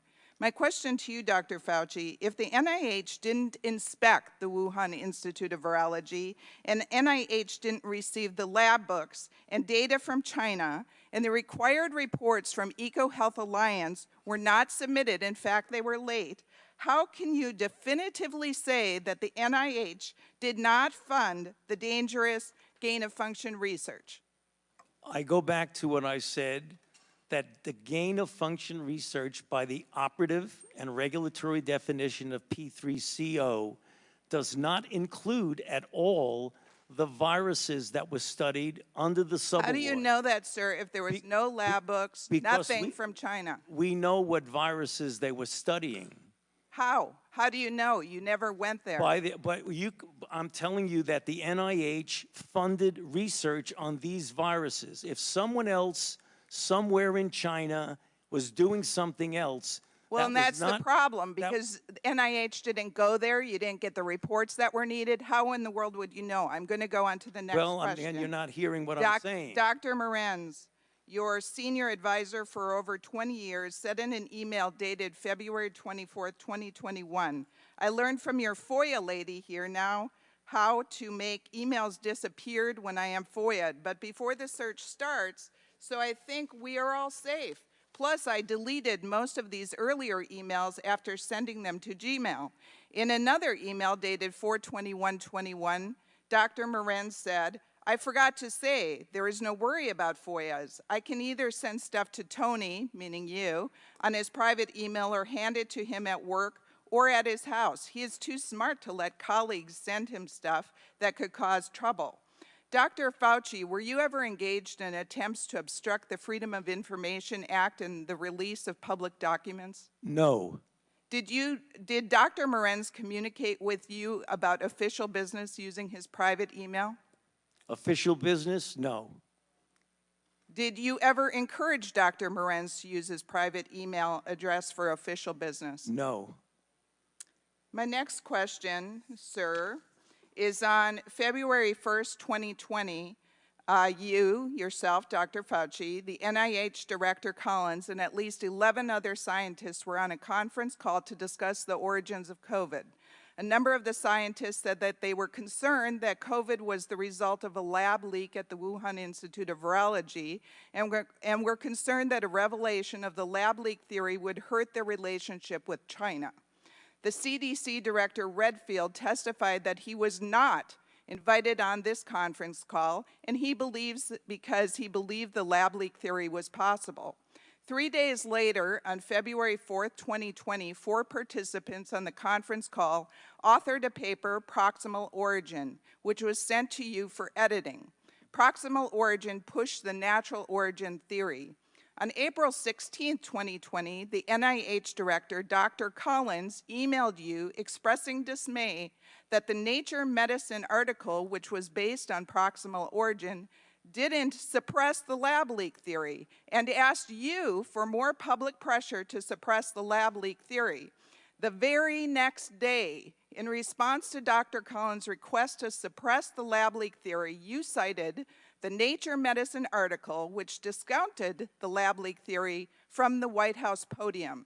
My question to you, sir, did you cite this article at the White House because the NIH director asked you to suppress the lab leak theory? I did not do that in response to anybody's suggestion to suppress anything. It was in response to a question that someone asked at the podium. And I did not edit any paper as shown in my official testimony. So you said about 4 or 5 things, Congressman, that were just not true. Well, we have emails to prove it.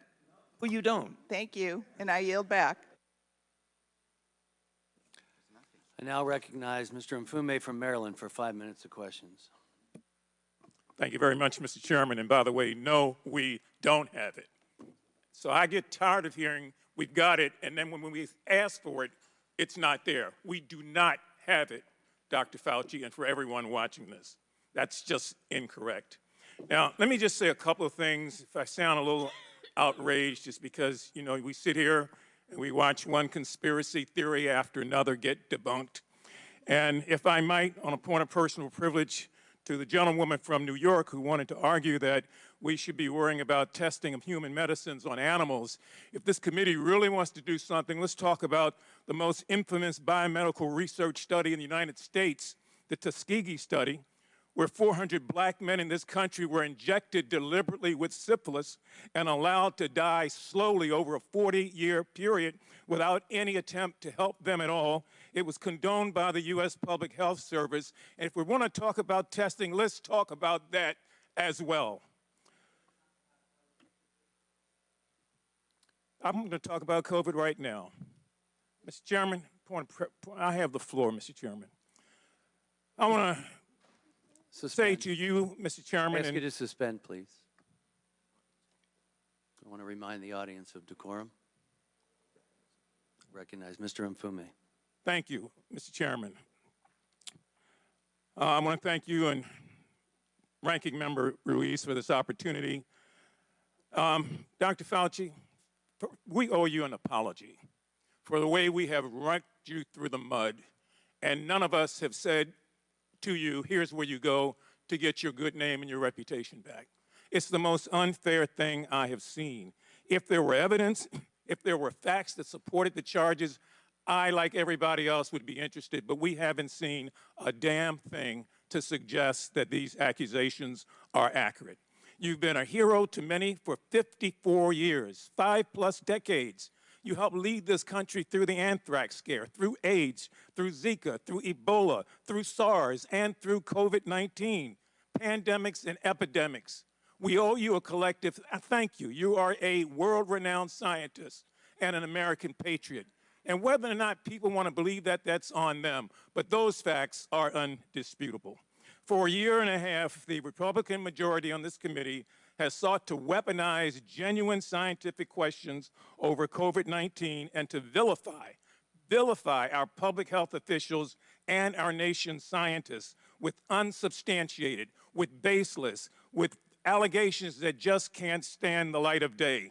And so they've tried to do that with COVID-19, and we are here now as a result of the aggregated amount of foolishness that has taken place.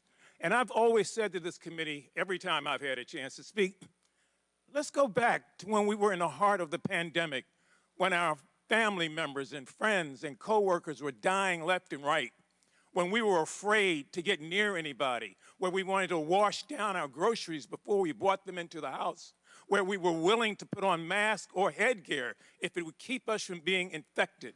and we turned to our leaders and the public health officials and scientists for answers.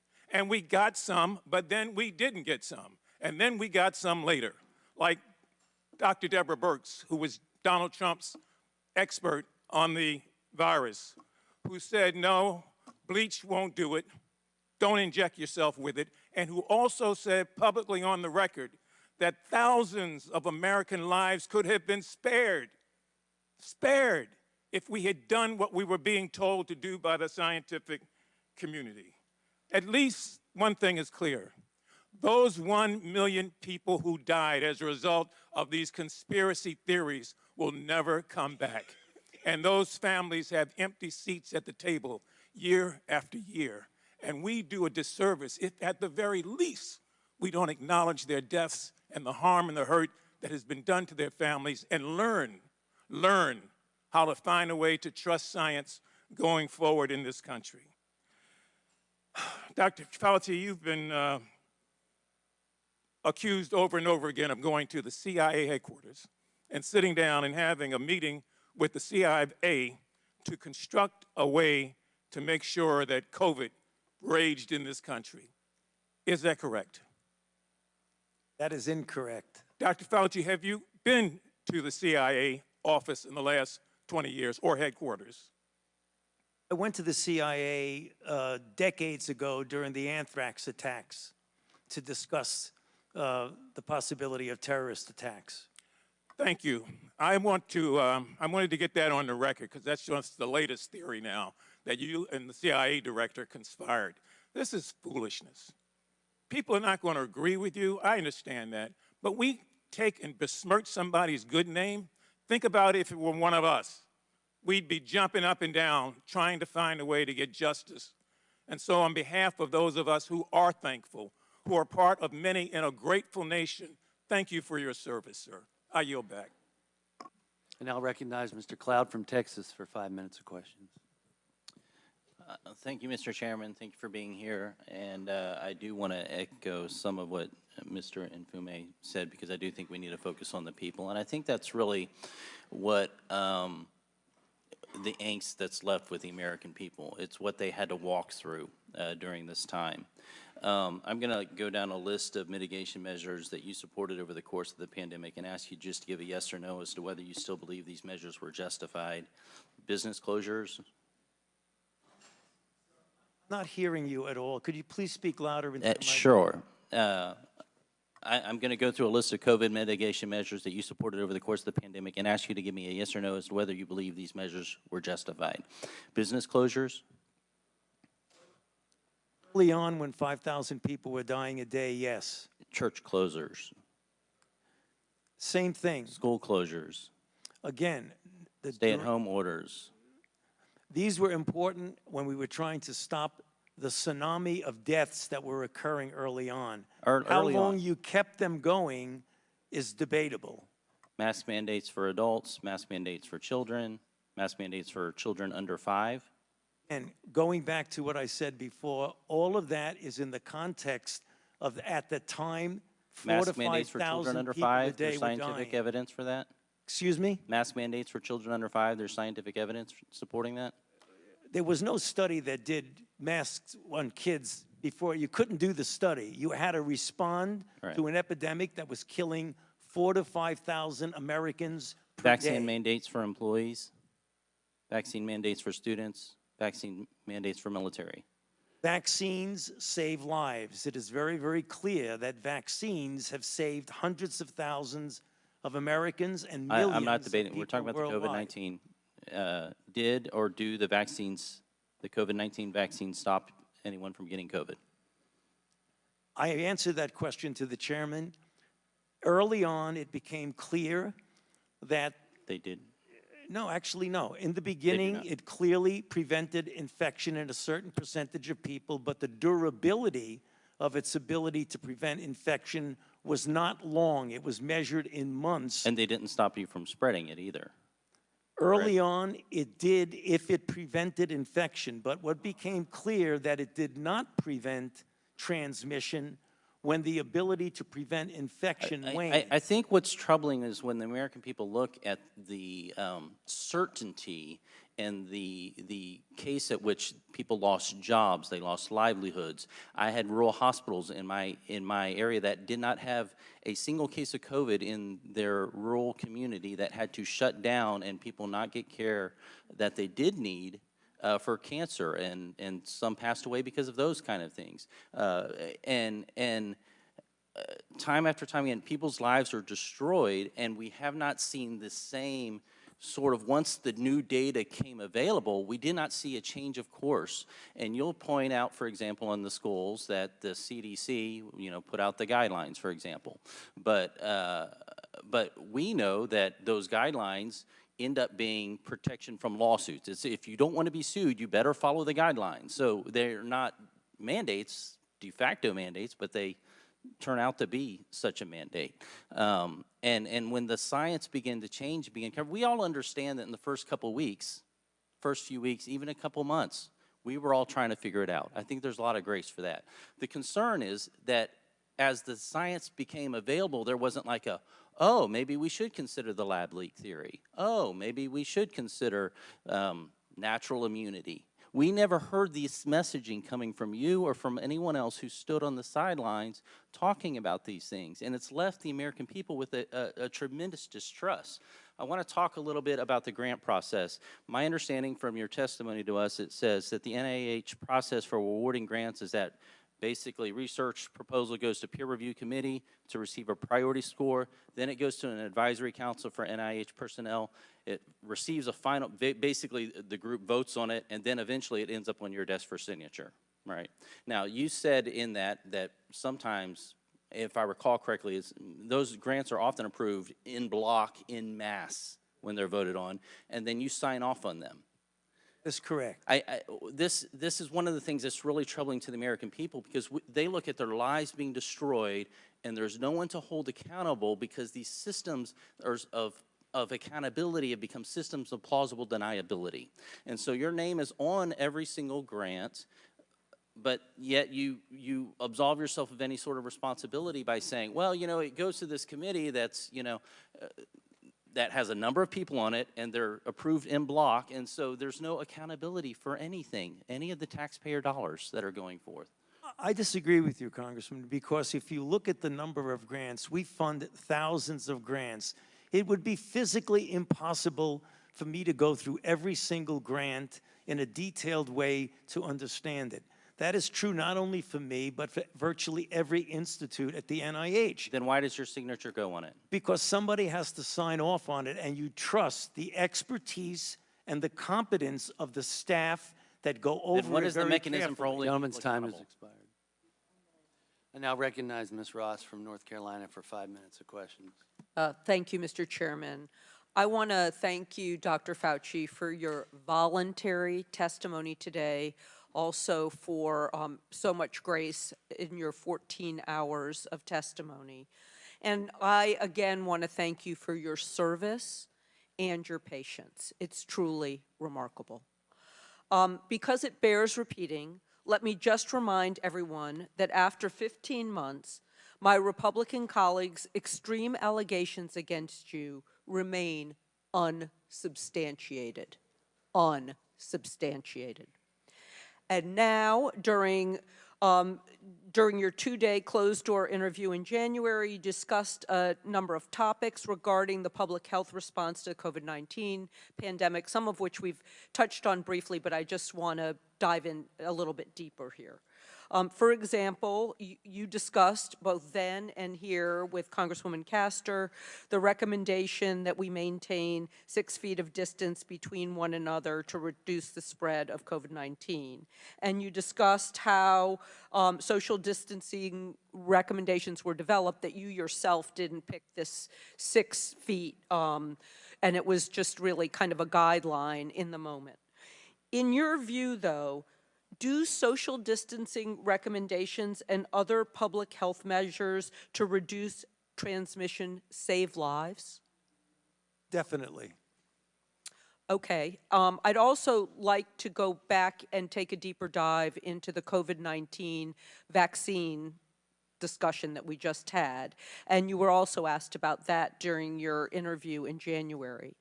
In the Select Subcommittee, we've heard suggestions that the vaccine was ineffective because of breakthrough infections that occur after vaccination. We just heard about that right here. But as I understand it, perhaps the strongest measure of COVID-19 vaccines' effectiveness is the reduction of severe disease and death, not necessarily getting a milder form of COVID. Could you talk about that a little bit? Yes, it's very clear that when you're dealing with many vaccines, but particularly when you're looking at COVID, as I mentioned, and I'll repeat it quickly for you, that early on there was a degree, not as much as against severe disease, of protection against infection. Unfortunately, that protection against infection, which is related to transmissibility, waned rather rapidly in a matter of months. What has stood firm well, much better than transmission and much better than infection, is the ability to prevent someone from hospitalizations and deaths. And in fact, the curves, Congresswoman, are stunning. When you look at the deaths and hospitalizations of people who are unvaccinated, it's like this. When you look at the deaths and hospitalizations for people who are vaccinated and boosted, it's like this. The difference is profound. When you're dealing with infection, again, less so because of the waning of protection against infection. Well, and that was also confirmed by a Commonwealth Fund December 2022 report that which came out 2 years after the Biden administration's effort to get COVID-19 vaccines in arms, and your effort too, that it prevented more than 3 million deaths and averted 18 million hospitalizations. And that came out in 2002, but it seems to corroborate what you're saying. Indeed, and $1.15 trillion in healthcare costs. Thank you for that add. One pillar of the vaccine requirements was to have an increased uptake in the COVID-19 vaccines. And that at the time was supported by leading physicians, including the American Medical Association, the American Academy of Family Physicians, the American Academy of Pediatrics, and more. Were the vaccine requirements a clinically sound tool for improving uptake of a safe and effective vaccine? Yes, you would like people to get vaccinated voluntarily and realizing the important effect on it. But the fact that people were vaccinated by whatever their motivation was clearly saved many, many lives. And just with the 17 seconds I have, what steps can public health officials take to bolster confidence in these life-saving interventions since there has been so much misinformation circulating? That's going to be very difficult, Congresswoman, because there is so much mis and disinformation around that we've got to do a better job of reaching out and trying to get the correct information. But that's difficult when you have a very energetic group of people continually spreading mis and disinformation about vaccines. We've got to be more proactive in putting out the facts and the data and the information that's correct. Thank you very much for your testimony, and I yield back. Now recognize Dr. Joyce from Pennsylvania for 5 minutes of questions.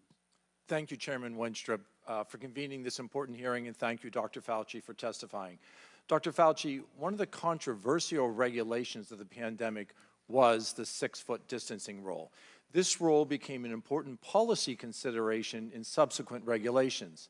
However, you testified recently, and I'm quoting, "This 6-foot rule sort of just appeared." Do you think that a rule that sort of just appeared is substantial justification for the regulations that we saw based on that 6-foot rule? Congressman, thank you for that question. I answered that, but I'll summarize it briefly for you. When saying it just appeared, it came from the CDC. Okay, you stated that earlier. What was your relationship with the CDC when you saw a regulation which was not based in the current science? Well, when I say was not based in science, I meant a prospective clinical trial to determine whether 6 foot was better than 3, was better than 10. But once we realized that the virus was not spread by droplets and was aerosolized, did you feel an indication to go back to the CDC and said, let's base this on science. Let's get rid of this 6 foot rule. This 6 foot rule crippled businesses. It allowed students to stay at home and not learn. Americans suffered. And that suffering continues because the fracture of trust in American scientists continues to this day. Did you not feel an obligation for something that just sort of appeared, not to go back to the CDC and say, let's base this on what we know? It was a CDC decision, and it was clear. Were you dialoguing with the CDC?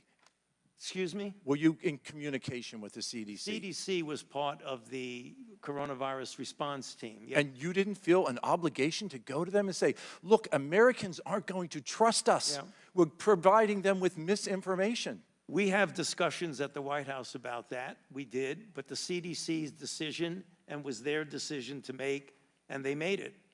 And you didn't feel an obligation as the lead scientist at the NIH to challenge that? I've challenged the CDC multiple times. Publicly on this regard? Issues. Excuse me? Publicly you challenged them on the 6 foot distancing rule? It is not appropriate to be publicly challenging a sister organization. Do you agree that Americans now have lost their trust in science, in lead science from government because of misinformation like this?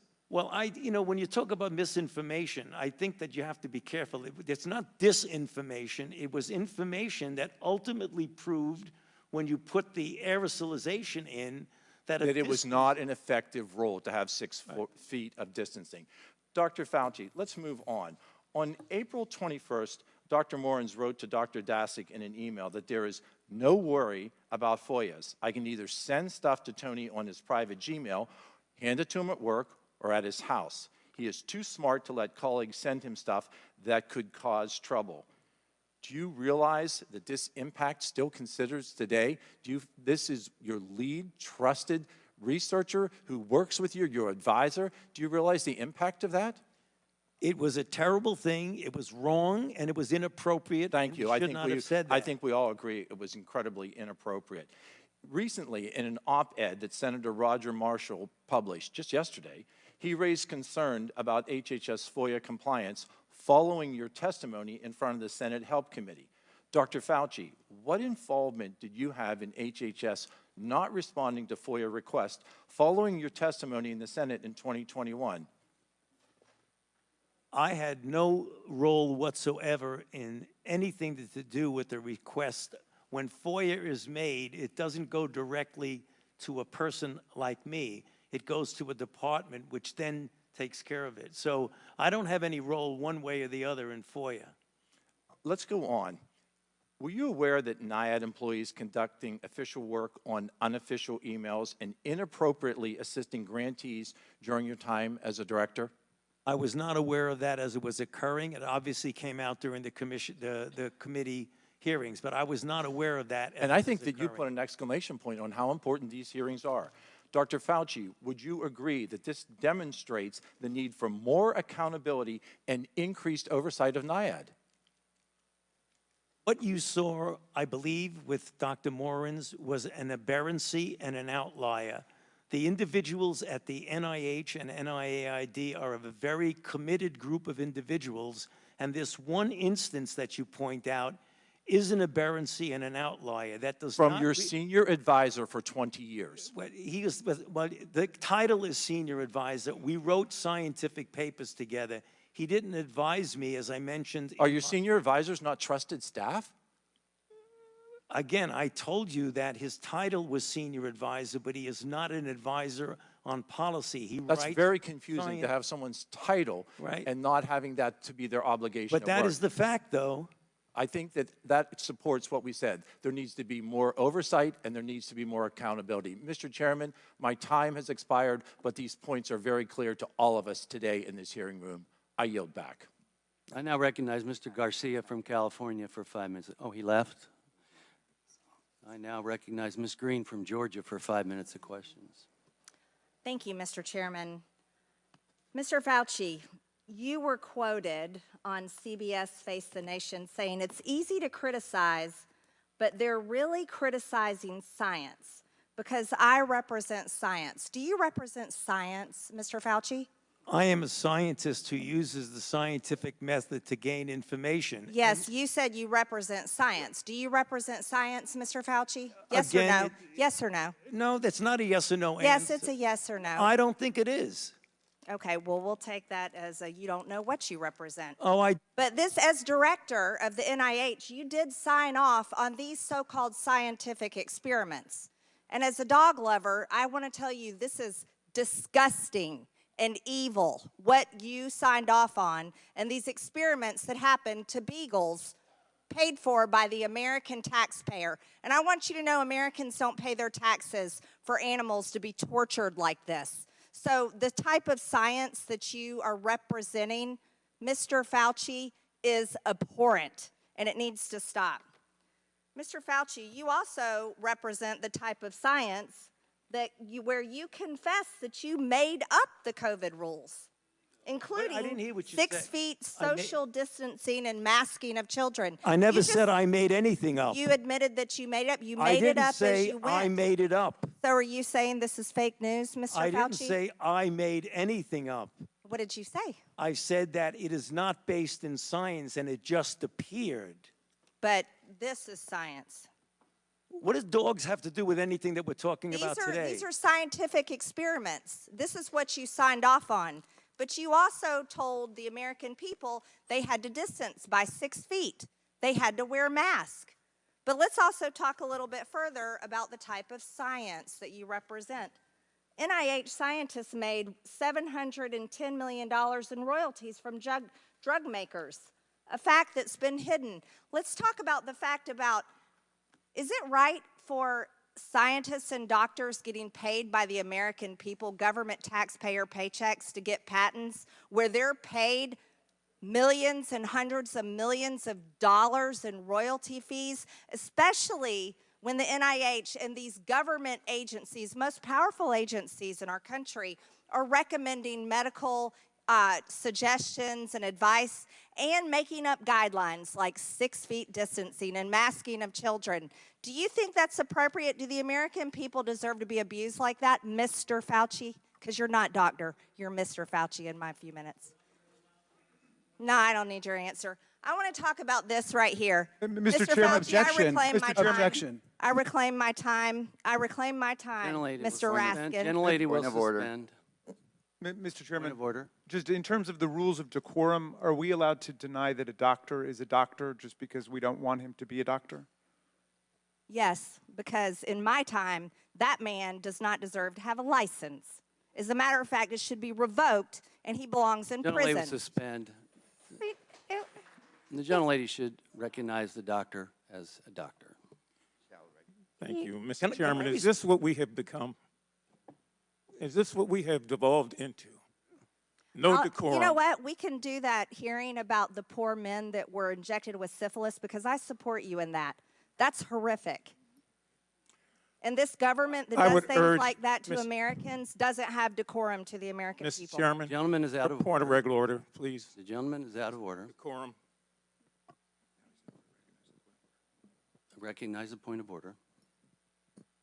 Go ahead with your point of order. You got it. No, I mean, I was going to say what Representative Raskin said. That's completely unacceptable to be able to deny Dr. Fauci, who's here, a respected member of the medical community, his title, and that's actually a personal attack on his character. And I have instructed her. He's not respected. And I've instructed her to address him as a doctor. I'm not Gentlelady shall addressing him as continue. doctor.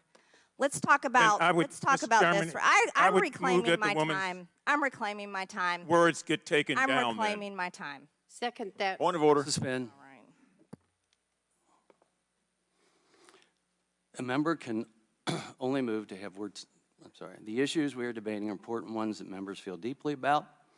And while vigorous disagreement is part of the legislative process, as I said at the beginning, members are reminded that we must adhere to established standards of decorum in debate. This is a reminder that it is a violation of House rules and the rules of this committee to engage in personalities regarding other members or to question the motives of a colleague. Remarks of that type are not permitted by the rules and are not in keeping with the best traditions of our committee. The chair will enforce these rules of decorum at all times and urges all members to be mindful of their remarks. Does the gentleman from California have anything further? We should take her words down. Yeah, I made it. I offered that her words be taken down, Mr. Chair. Point of order, Mr. Chairman. Mr. Chairman, I'd like to make a point of order. Mr. Because Griffin they is accused us of Griffin worshiping President Trump. We don't worship President Trump. Gentlelady will suspend. Mr. Griffin, you have a point of order. Mr. Chairman, while it may not be polite, I believe the rule only applies to members of this body, the Senate, and the President of the United States. I do not believe that it applies. The rule on taking down words does not apply to a witness. Again, I'm not condoning the words. I'm just relating or asking whether or not it applies to individuals who are just happen to be here in front of us. I agree. The chair overrules the point of order by the gentleman from Maryland, but ask that members please afford all other members the respect they're entitled, refrain from using rhetoric that could be construed as an attack on the motives or character of another member or the witness. You may proceed. Thank you. This was a time in history where you got to throw out the first pitch at the Washington Nationals baseball game while Americans were forced to stay home and watch such events that they love from at home alone on their televisions. And what a hypocrisy this picture shows. Here you are without your mask, with empty seats everywhere. Remember the cardboard cutout fans? That was one of the most insulting things to Americans, having to watch the games from home where you got to go and enjoy the game and sit right next to people not following the 6 feet of distancing, not wearing your mask, and everyone else was forced to stay home and stop enjoying life. And your science here, your science is displayed perfectly in this picture where children in school were put in plastic bubbles because of your science, your repulsive, evil science. And let's go back to your very own email. You said earlier you don't use email. Oh, you do. Right here. This is your own email where you said the typical mask you buy in the drugstore is not really effective in keeping out virus. I do not recommend that you wear a mask. This is your email. This is your own words. But yet children all over America were forced to wear masks. Healthy children forced to wear masks, muzzled in their schools. And then they were forced to learn from home because of your so-called science and your medical suggestions while you and all your cronies get paid from Big Pharma. You know that what this committee should be doing? We should be recommending you to be prosecuted. We should be writing a criminal referral because you should be prosecuted for crimes against humanity. You belong in prison, Dr. Fauci. Mr. Chairman, I have another point of order. I recognize Ms. Dingell. Just want to make sure the record is clear. Dr. Fauci testified that he did not use his personal email for official business. He did not say he did not use email. And I think today, this particular has been full of lies and disregard and disrespect, and we need to stick to facts. Thank you. The gentlelady's time had expired before the point of order. I now recognize Mr. Garcia from California for 5 minutes of questions. Thank you, Mr. Chairman. Dr. Fauci, I am so sorry you just had to sit through that. That was completely irresponsible. Quite frankly, we're hearing, this might be the most insane hearing I've actually attended. I've only been in Congress for a year and a half, but I am so sorry that you are subjected to those level of attacks and insanity. Your quote-unquote so-called science that the gentlewoman is referring to has saved millions of lives in this country and around the world, and I want to thank you for that. I also think it's important to note that, in my opinion, is that you are an American hero and your team has done more to save lives than all 435 members of this body on both sides of the aisle. You guys have worked not just during this pandemic, but over time to save millions of lives in this country and across the world. We lost 1.1 million American lives. 1.1 million American lives, 7 million lives around the world. We were having 9/11 like events, death events daily in this country, losing 4,000, 5,000 people every single day. I was mayor during the time of the pandemic. I remember how painful it was to close businesses, to shut down schools, but how quickly we forget the pain and how scared we were as a country. We were washing our groceries as they were coming in. We were keeping seniors at a distance. The tragedy that was happening in our nursing homes. Thousands of people were dying a day, and you and your team of the best and the brightest scientists in this country and the world were doing everything that you could and working night and day to save more and more of those lives. A lot of my colleagues know that my mom was a healthcare worker during the pandemic. My mom died of COVID. My stepfather died of COVID. I lost both of my parents during the pandemic. So I take this very personally, especially when other members of this body who are tasked to be responsible and to actually help the American people attack medical professionals like you and across the world. Vaccines, a vaccine that you and your team helped foster have saved millions of American lives. These attacks are ridiculous. Now, even before this committee started, and I'm going to point a few things out. Even before this committee started, this same member that just went on this rant introduced the Fire Fauci Act and promoted on a podcast saying that COVID was a bioweapon. That is how insane some of these comments are. And I want to quote this. This is a quote from the same member. "I don't believe in evolution. These viruses were not making people sick until they created them. They weaponize these viruses to be able to attach to our cells and make us sick. It's a bioweapon."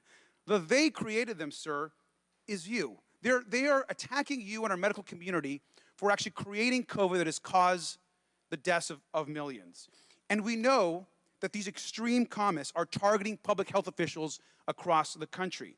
I also want to show you this other comment. Same member who just attacked you. "The Fauci-funded Wuhan lab created the virus." This is so crazy and irresponsible. In this post, the same member of this committee is accusing you of orchestrating a global conspiracy to create COVID on purpose just to make people get vaccines. That you've done this, sir.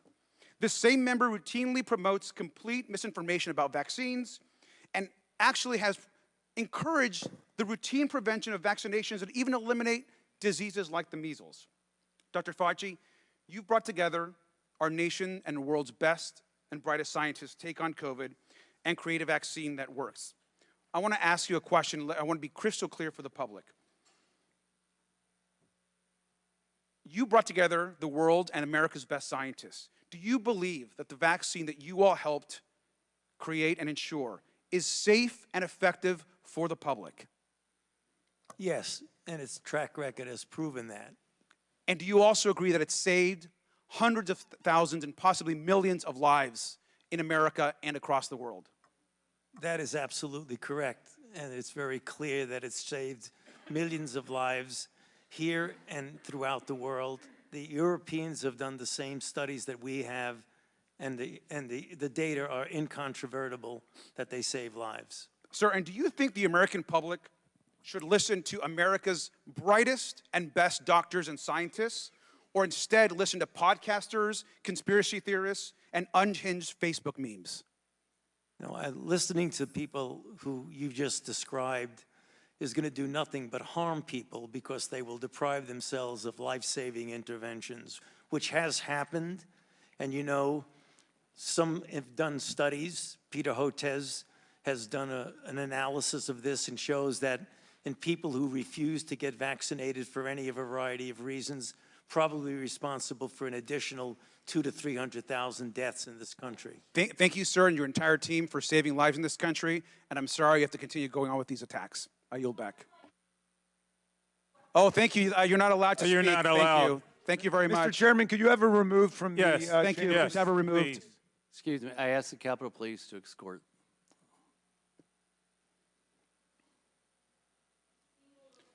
Yep, thank you. She can be removed. Yeah, you can be removed. Actually, you're not allowed to speak. Your time has Take your expired. Starbucks with you. Mr. Garcia, Mr. Raskin, you're out of line. Your times have expired.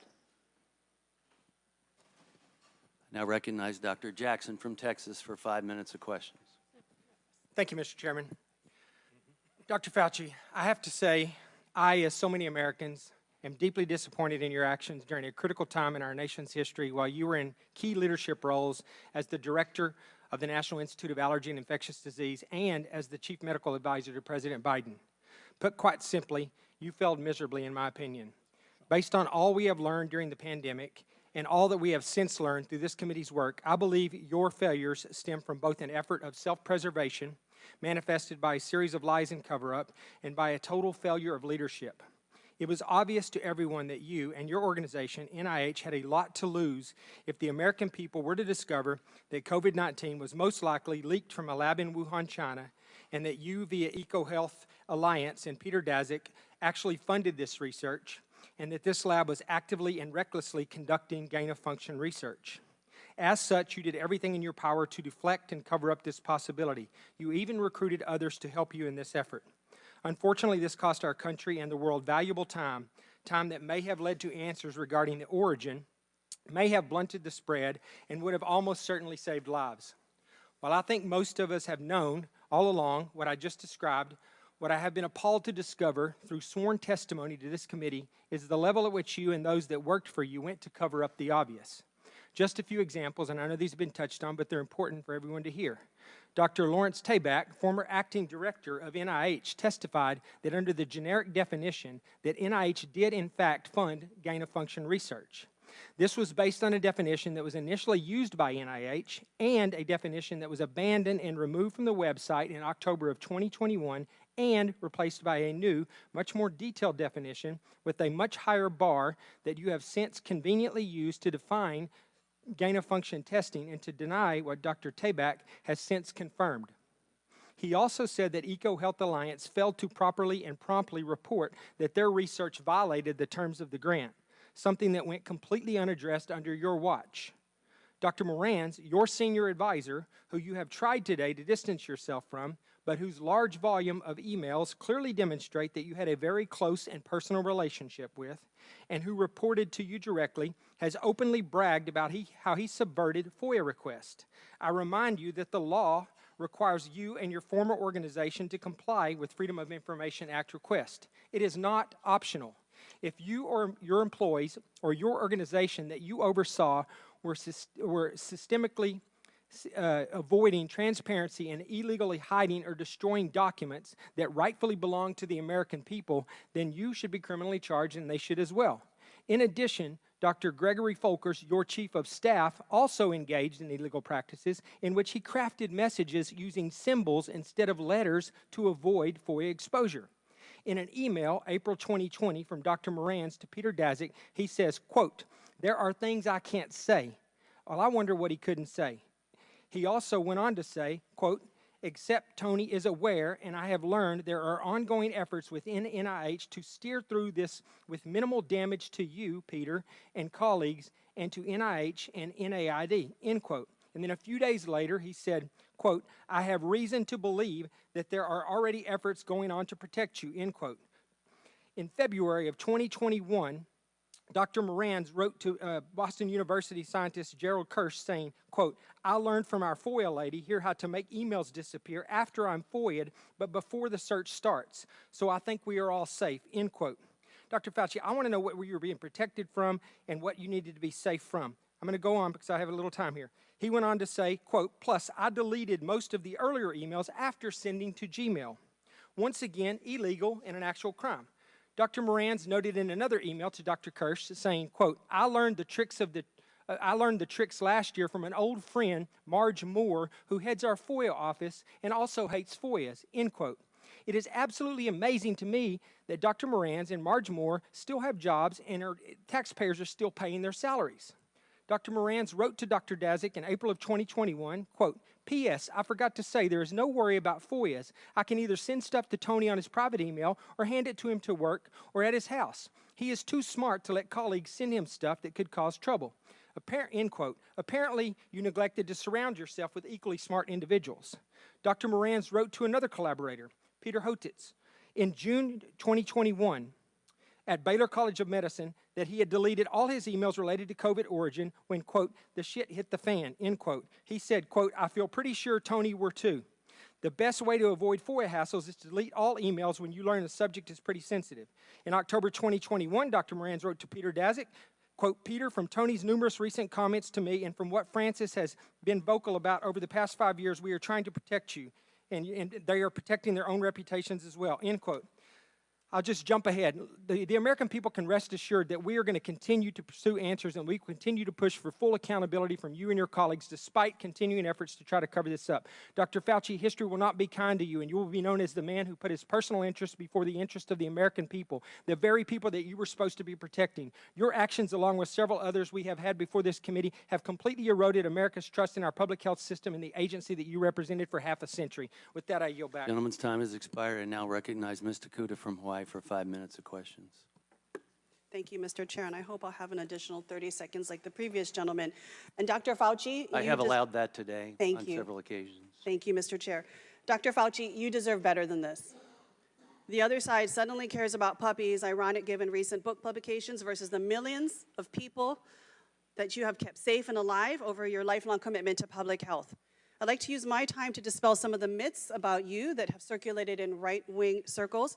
We can all acknowledge that, yes, suspension of in-person activities during the early days of COVID, it was necessary to save lives and to stop the spread, and it was not without its challenges. It was difficult, particularly for our nation's students, like my two sons in public schools, and our business owners. But to completely blame these policies on you, Dr. Fauci, is absolutely ridiculous. I'd like to make the record clear on something. The decision to suspend in-person learning, dining, and other activities, that was not a decision that you were somehow solely responsible for, including in your role as NIAID director. Is that correct?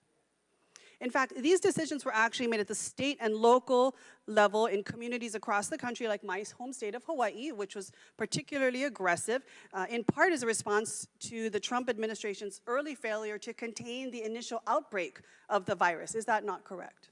I'm sorry, I didn't, ma'am, I'm not really hearing you very well. Could you just put your... We'll put it a little bit closer, but to be clear that the decisions were actually made at the state and local levels in communities across the country. That is correct. Okay, thank you. Now I'd like to shift topics and turn to the allegation that you sought to suppress opposing viewpoints about the pandemic response. Over the past 15 months, majority members of this subcommittee have levied the allegation that federal health officials censored proposals like the Great Barrington Declaration, which were inconsistent with the overwhelming consensus of the scientific and medical community. Much attention has been paid to an email Dr. Francis Collins sent you regarding the Great Barrington Declaration, where he called for a quick and devastating published takedown of its premises. To be clear, this was not Dr. Collins suggesting that you suppress or censor the Great Barrington Declaration. Rather, he was suggesting that the points you just explained be memorialized to substantively refute the scientific premises of the Great Barrington Declaration. Is that correct? Yes. And there was good reason for Dr. Collins to have substantive concerns. The Great Barrington Declaration proposed lifting mitigation measures for the vast majority of society and preserving them only for certain populations, including the elderly and people with underlying health conditions. This was months before a vaccination was available, and public health systems were already being overwhelmed, and thousands of Americans were dying daily. Dr. Fauci, what percentage of the population did we estimate needed to be infected with COVID before we would achieve so-called herd immunity? Herd immunity was very elusive with COVID, and the Great Barrington Declaration was flawed both conceptually and in practice. Conceptually, that you could shield vulnerable people as if the only vulnerable people are those in nursing homes. We have tens and tens of millions of vulnerable people that you couldn't possibly shield. People with underlying conditions, the elderly, those would be the individuals. So it would be conceptually impossible to do that. Herd immunity, as we know, means if you have a virus that doesn't change and a virus in which when you get infected or vaccinated, you have highly durable, perhaps lifelong immunity. That's not the case with COVID. We know immunity wanes and we have multiple variants. So in practical purposes, the Great Barrington Declaration was invalid, both conceptually and practically. Thank you, Dr. Fauci. You've answered a few of my other questions in terms of the fact that for many of us that live in multi-generational communities, thousands, hundreds of thousands, millions more lives would have been impacted by this so-called approach. And given the fact that the virus's rapid evolution that we have seen since 2020, herd immunity approaches would be absolutely ineffective against COVID. If you would answer one more question, considering the mortality rates at the time, how many more deaths might we have seen, just briefly? I mean, if we had done that, just let it rip, there very likely would have been another 1 million people would have died, I would imagine. Thank you, Dr. Fauci. So it wasn't the federal government suppressing the Great Barrington Declaration. Rather, it was about protecting and saving millions of American lives. The COVID-19 pandemic wasn't some academic exercise. It was real. It was in real time. It was about saving lives in real time. Theories like herd immunity may seem plausible on paper, but we have to remember that it is based upon the assumption that enough people would have to be infected. And that would likely have meant that our family members, our friends, our neighbors, our constituents, especially those in our most marginalized, multi-generational rural communities, would have died. So thank you, Dr. Fauci. I want to thank you, not blame you. Thank you for your science. Thank you for your science that have saved millions of American lives, kept us safe, including my children, many of our families right here on this dais. And thank you for clarifying these points for the record and for all of your efforts to keep us safe during the pandemic and so many other health crises we have faced over the decades that you have served. Mahalo, Mr. Chair, and I yield back. Now recognize Dr. McCormick for 5 minutes of questions. Thank you, Dr. Wenstrup, Chairman. It's been insinuated that politicians, only bloggers, only conspiracy theorists are disagreeing with you. I want to point out that I'm probably the only member of Congress that actually treated patients during the pandemic from the very beginning to the very end of the pandemic, during night shifts in the ER. Thousands of patients during that time. And in 2020, I was censored. My medical license was threatened because I disagreed with bureaucrats. Literally taken off the internet as a person who is treating patients with leading-edge technologies, developing theories, but doing my very best, but being censored by the United States government for the first time, stepping in and taking the place of medical professionals as the experts in healthcare. Any dissent surrounding COVID-19 treatments, mask mandates, and any public policy surrounding the pandemic was immediately labeled as anti-science. I watched as public health officials and politicians told my patients what treatment options were best for them, regardless of their comorbidities or their medical history. Despite my education and my training and my experience, my opinions were relegated to conspiracy and misinformation by so-called healthcare experts who had never treated a patient throughout the entire pandemic. This has been a black eye on the medicine and has highlighted why government should never insert itself in between patients and their healthcare providers. The American people deserve to make medical decisions through conversations with their physicians rather than politically motivated mandates. Dr. Fauci, did you ever treat a patient for COVID during the pandemic? I was part of a team that was at the NIH that took care. We didn't take care of many of them. Okay, so not hands-on. Got it. Thank you. Why would I be criticized by a bureaucrat for doing my very best as a healthcare? This is a rhetorical question. But why? Why would the government, who's never treated a patient for COVID, you can read all the things you want, but you're not there. You're not seeing patients. You're not watching people die, intubating patients right there with that disease in your face, watching it happen, watching the development of this disease and actually learning from it. But I'm being told by bureaucrats what's right and wrong. And what's funny is everything I was censored on, I was proven to be right. Pretty crazy, isn't it? You said in an interview that you gave as part of an audiobook written by Michael Spector that you believed an institutional should make it hard for people to live their lives so they'd feel pressured to get vaccinated. Could we run the audio clip on that, please? You think can be done about it? I have to say that I don't see a big solution other than some sort of mandatory vaccination. I know federal officials don't like to use that term. Once people feel empowered and protected legally, you are going to have schools, universities, and colleges are going to say, you want to come to this college, buddy? You're going to get vaccinated. Lady, you're going to get vaccinated. Yeah. Big corporations like Amazon and Facebook and all of those others are going to say, you want to work for us, you get vaccinated.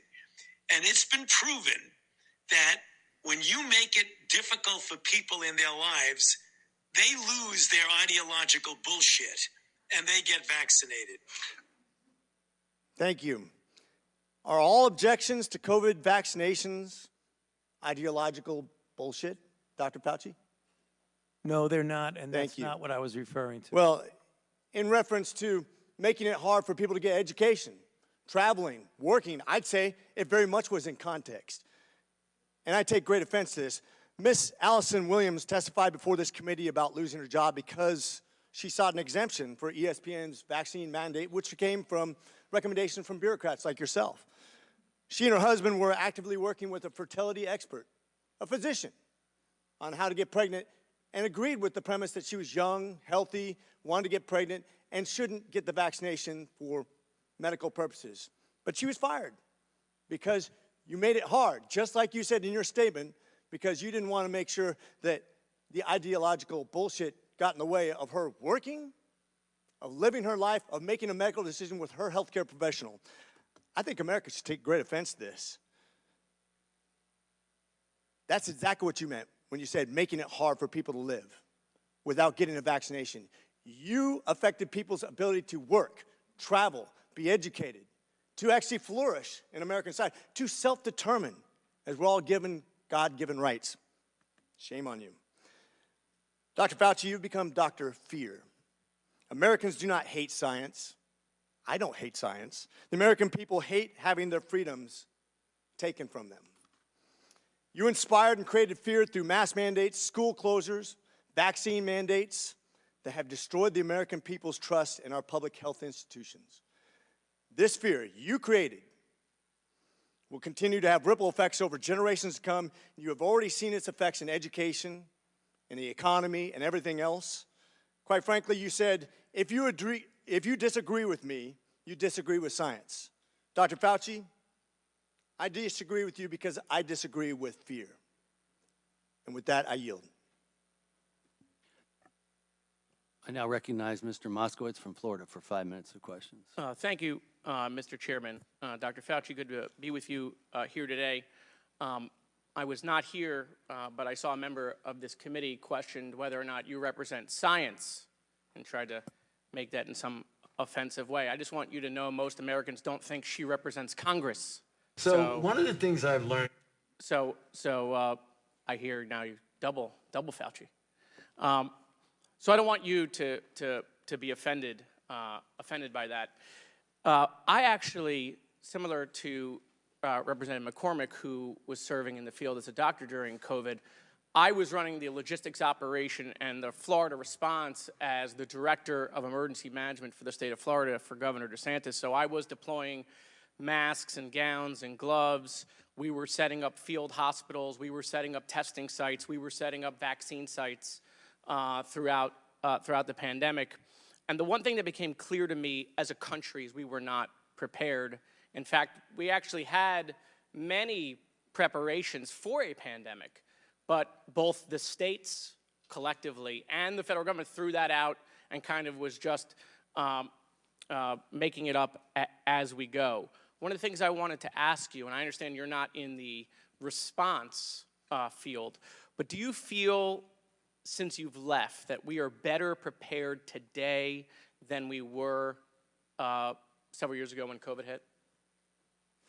In some respects, excuse me, in some respects we are, but in others I'm still disappointed. And I think one of the things that was really a problem with the response was the degree of divisiveness that we had in the country about a lack of a coherent response, where we were having people, for reasons that had nothing to do with public health or science, refusing to adhere to public health intervention measures.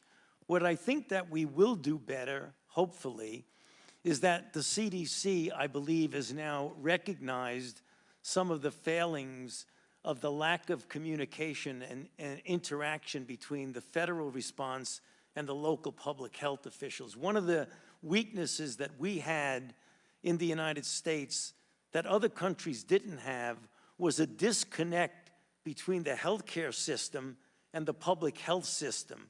Whereas The CDC can't demand information from local public health individuals. They have to volunteer to give it to them, and it isn't given to them in real time. So we were at a disadvantage. Oh, no question. I saw that. I saw how the lack of investment in technology, right? We had states trying to share information with the federal government using, Windows 2000. Or fax machines. Fax machines, Right. exactly. Yeah, so... And so, we spent $7 trillion in 2 packages and 2 administrations. And one of my concerns is that I feel that, especially in supply chain, I feel like we're not that much better off than we were before COVID. Am I wrong in that assessment? Yeah, I don't think you're wrong, but I hope that the CDC has made it very clear that they are trying to change that and correct that deficit of a separation between the local and the federal CDC so that we can get information in real time. It was very frustrating for us that often we had to go to the UK or South Africa or Israel to get real-time information because they had a connection between what was going on in the ground and their public health system. So they knew right away what was happening. We didn't. Dr. Fauci, you talked about how, we live in partisan times, a lot of misinformation, and, colleagues on this body said, you should be, charged and found guilty. Of course, the only one that's happened to is your former boss. But, the question I have is, when you saw a lot of that disinformation, whether it was, we can use a disinfectant to do like a cleaning or do light in the body, or that, China's working super hard, President Xi's got it contained, all of this stuff that was being put out, were you concerned? What was your feeling at that time, working in the administration, seeing that come from the podium? Well, I was very frustrated by that. It was very clear. I was put in a very difficult position that I didn't like, of having to contradict publicly the President of the United States. I took no great pleasure in that, but I felt it was my responsibility to preserve. He must have thought you did a great job. He gave you a commendation right before he left. Well, I felt it was my responsibility, as to preserve my own personal integrity and my major responsibility to the American public to tell them the truth. And if I could just take this opportunity, when I was saying that if you attack me, you attack science, I didn't mean that I am science. What I meant was that when the data showed that hydroxychloroquine does not work, and there are people saying, oh, it does, I'll give it to people, and we know it can be hurtful to them, then when you're attacking what I'm saying, that the science shows it doesn't work, and the science shows that bleach doesn't work, that when you attack that, you really are attacking science, because science has shown that it doesn't work. That's what I meant when you're attacking me, you're attacking science. Thank you, Doctor. Thank you, Mr. Chairman. I yield back. Gentleman's time's expired. Now recognize Mr. Jordan from Ohio for 5 minutes. Thank you, Mr. Chairman. Doctor, why was it so important that the virus not have started in a lab? We don't know where it started, and that's the reason why I keep an open mind. So I don't know what you mean by why was it so important. It wasn't important. Well, you still don't know where it started? The guys you gave money to figured it out in 3 days. No. Mr. Anderson said on January 31st, 2020, virus looks engineered, virus not consistent with evolutionary theory. The very next day, Dr. Gary said, I don't know how this happens in nature. It'd be easy to do in a lab. And then 3 days later, Shazam, they switch and say it has to be nature. So they figured it out in 3 days, but you still don't know? No, in fact, if you look at what they were saying, Congressman Jordan, they were saying that it was not a manufactured virus. It still could have evolved out of a lab. Well, let me read something here to you. They're not incompatible. In our study on the censorship of the Biden administration working with big tech, I want to read you a WhatsApp message from Mark Zuckerberg. Can we include that the White House put pressure on us to censor the lab leak theory? So this is a communication on July 16th, 2021. Nick Clegg, Joel Kaplan, Sheryl Sandberg, Mark Zuckerberg. They're certainly feeling the pressure to downplay any lab leak theory and go with the natural origin theory. Is there a question there? One's coming. Here's another email to Mark Zuckerberg. It says, subject line, COVID misinformation, Wuhan lab leak theory. In response to continued public pressure and tense conversations with the new administration, we started removing 5 COVID claims, including the lab leak theory. Mr. Zuckerberg responds, this seems like a good reminder that when we compromise our standards due to pressure from an administration in either direction, we often later regret it. Why was it so important the virus not have started in a lab? Wasn't so important that the virus not. We don't know. We Well, know it was important to someone in the Biden administration, so much so that the top people at Meta, the top people at Facebook are asking, why are we getting all this pressure to downplay the lab leak theory? And we have an email from June of the same year, June 4th, 2021, saying the same thing. It was certainly important to somebody. Well, what does that got to do with me? I'm asking you because you're the expert on the coronavirus. I'm saying, why was the administration so pushing not to have the lab leak theory as something that was viable? I can answer that. I've kept an open mind throughout the entire You kept process. an open mind, Dr. Fauci, open mind. That is correct. What happened in those 3 days? Why did Dr. Anderson and, Mr. Anderson and Dr. Gary, why did they change their mind in 180 degrees? Because what Christian Anderson says 3 days later, after he said virus looks engineered, virus not consistent with evolutionary theory, 3 days later he says the main crackpot theories going around at the moment relate to this virus being somehow engineered, and that is demonstrably false. How did they figure all that out in 3 days, Dr. Fauci? You can do that. Still have an open mind. Well, what they did is that they testified before this committee. What they did, they went back and looked at the sequences and realized that their initial concern was unfounded about that, and it did not look at all like it was manufactured. But as they said in their paper, even though they feel it was more likely— 3 days, they figured it out. That's exactly. You could do that in 3 days. You can scan sequences in a day. You don't need 3 days. Okay, who's Robert Redfield? The former director of the CDC. Dr. Redfield, right? And he was also on the coronavirus task force. Is that accurate? He was a member of the coronavirus task force. And here's what he said to this committee. He said, Redfield said that Fauci and Collins left him out because Redfield suspected that coronavirus had leaked from the Chinese lab. Is that accurate? Well, he said that, but that's not true. You're that saying is incorrect, Congressman. Dr. Redfield's lying to the committee when he sat right where you sat? When he said that I kept him out, that is an incorrect statement. The roster who was on the phone— Was Dr. Redfield in that conference call on February 1st when you had Mr. Anderson and Dr. Gary on that call? He was not. And the conference call was put together by Jeremy Farrar. So no one kept him out. He said he was kept out because he felt— Did U.S. tax dollars— You want me to answer the question? Yeah, I would just wonder why he wasn't on the call. It seems to me the head of CDC, part of the coronavirus task force, which was formed 2 days prior to that call, would have been on the call. Well, the call was arranged by Jeremy Farrar. You should ask him. Okay. Did U.S. tax dollars flow through a grant recipient to the lab in China? I'm sorry, what was— Did U.S. tax dollars flow through a grant recipient to the lab in China?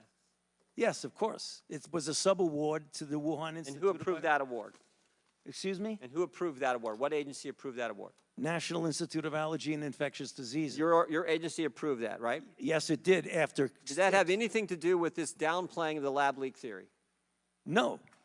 Nothing to do with it? Nothing. What, do you agree that there was a push to downplay the lab leak theory? Not on my part. Really? Really? Wow. Wow. I think most of the country would find that amazing. I still got 11 seconds. Well, look at the facts. I've kept an open mind throughout the entire process. All right, I yield back. I now recognize the majority staff for no longer than 30 minutes of questions. Dr. Fauci, it's good to see you again. I want to ask a couple questions about some of the members' questions and then get into some follow-ups. The issue of the CIA trip was brought up. That was brought to us by a whistleblower. That was not an allegation made by the committee. It was an allegation made by the whistleblower. You testified at a transcribed interview back in early January. Do you recall me asking you about that allegation? About the going to the CIA? Yes. And do you recall, and you denied it then as well, and you denied it here today, do you recall the subcommittee publishing that you denied it? I don't recall. We did. We did, okay. We put it out in a press release afterwards that you denied the whistleblower's allegation. And then today, during the course of the last couple hours, have any members on the majority side of the dais asked you about a trip to the CIA? Yeah. They have? No, they have. I'm sorry, Mitch, I'm not hearing this so well. I have a point of order, Mr. Chairman. What's the gentleman's point of order? I have an inquiry about whether or not I'm hearing things or whether or not you just yielded 30 minutes of committee time to staff. That is correct, both sides. And the question that the gentleman just raised was a question that I raised. So apparently he was not listening when I was questioning Dr. Fauci. Thank you for your point of order. You may continue. What I asked was, we asked you about this in a transcribed interview. You testified that you did not go to the CIA. We published that you refuted that allegation. And then today, no members of the Republican side of the dais have asked you that question. Is that accurate? Thank you. You've been asked a number of times about your former senior advisor, Dr. Morins, and have said, and I want to make sure I characterize it correctly because it goes a little back and forth, that you didn't conduct official business over a personal email with Dr. Morins. Has Dr. Morins emailed your personal email before on non-official purposes? As I mentioned, we wrote scientific papers together, so he very well may have used that. Of course, that's the email I use when I write a scientific paper, right? And that's because NIAID policy allows you to write on semi-official time, write papers, but you just have to put a disclaimer that this is not the view of in other NIAID. words, if you're doing something as official business, you shouldn't use your emails that are your official business. So in order to be compliant with the regulations, you would use a personal email. I appreciate it. I want to ask about some of the public health policies enacted during the pandemic. Dr. Francis Collins, the former NIH director, recently said in an interview, and I'm quoting, you attach an infinite value to stopping the disease and saving a life. You attach a zero value to whether this actually totally disrupts people's lives, ruins the economy, and has kept many kids out of school in a way that they never quite recovered. Understanding the COVID task force had a lot of voices at the table, is that an accurate description of the public health advisors, and then you could fit in other advisors along the way? Yeah, you know, Mitch, what I believe that Dr. Collins was saying was that we give advice based on pure public health issues. It's very, very clear now, retrospectively, looking at the potential collateral negative effects of things like mandating. It would be important for us now, since the purpose of, I believe, why we're here, is to how we can do better next time, is to consider the balance. I think things that we did in the beginning were in the context of horrible situation of 4,000 to 5,000 deaths per day. But that doesn't mean that you don't go back and look and say, did everything we do at that point and the duration for which we did it, was that appropriate, and do we need to re-examine? I believe that's what Dr. Collins was referring to, and I agree with him on that. And you got to my next question, that we are here trying to figure out how to do better next time, lose fewer lives next time.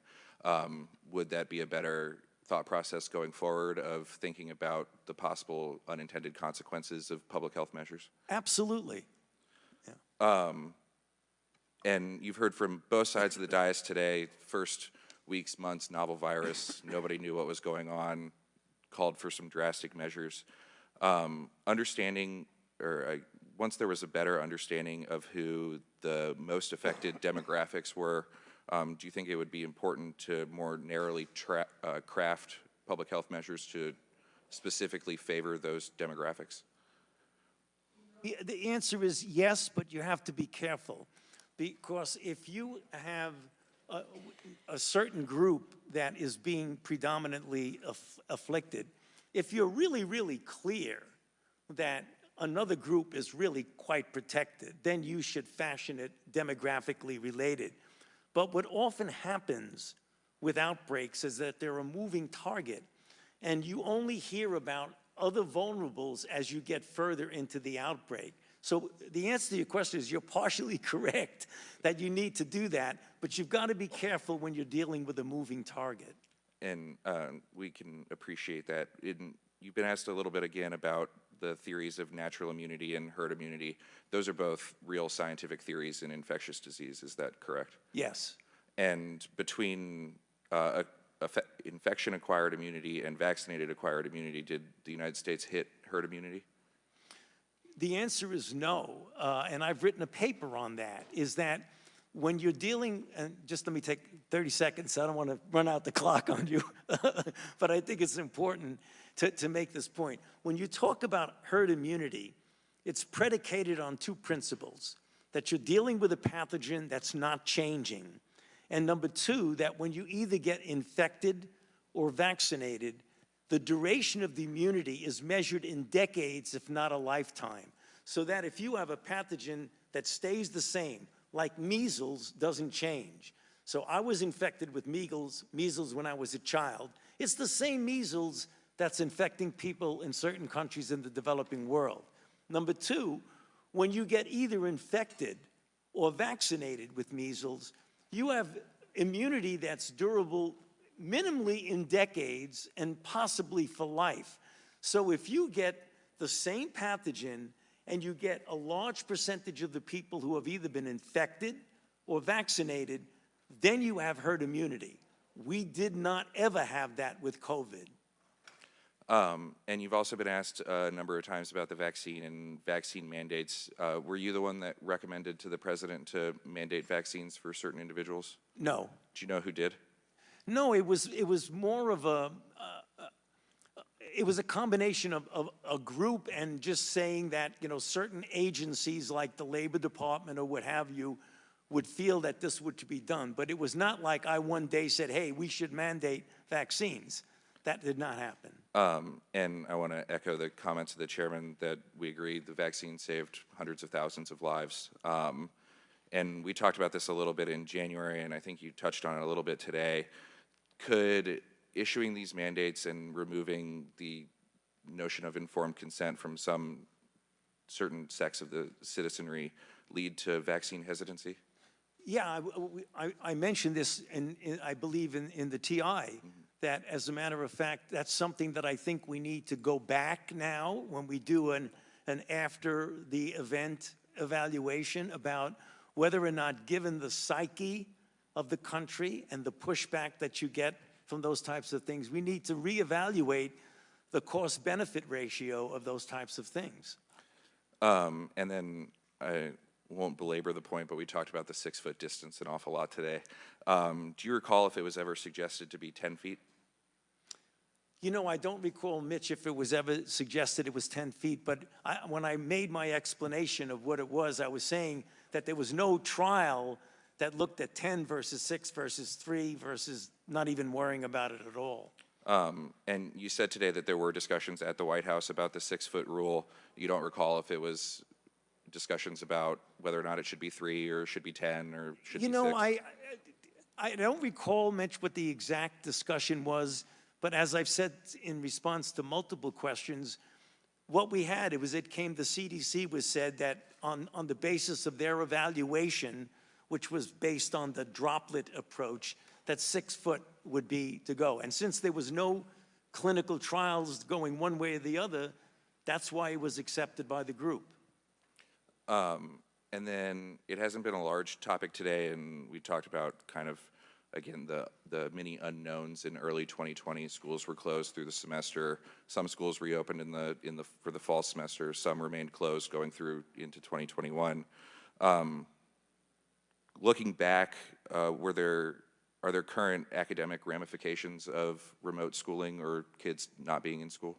I think there have been a number of, I know, that there have been a number of studies to show that there are lasting effects, at least up to this point.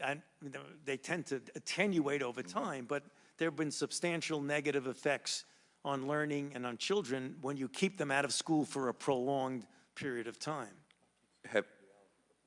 Have you seen any studies suggesting physical health ramifications? I haven't seen physical health ramifications. Mental health? I believe that there are some that show psychological issues that relate to keeping kids out of the environment, of the social environment of the school. And apologize for bouncing around. We don't have 14 hours with you today. I've got 30 minutes, so I'm so sorry about that. I'm gonna move quickly. Yeah. again, across the dais, both sides of the aisle, a lot of questions on the origins of COVID and finding out the origins and how that could better lead to both protecting against spillover and wildlife trade, but also increased biosafety standards. As you sit here today, is it possible that COVID-19 was the result of a laboratory-related accident?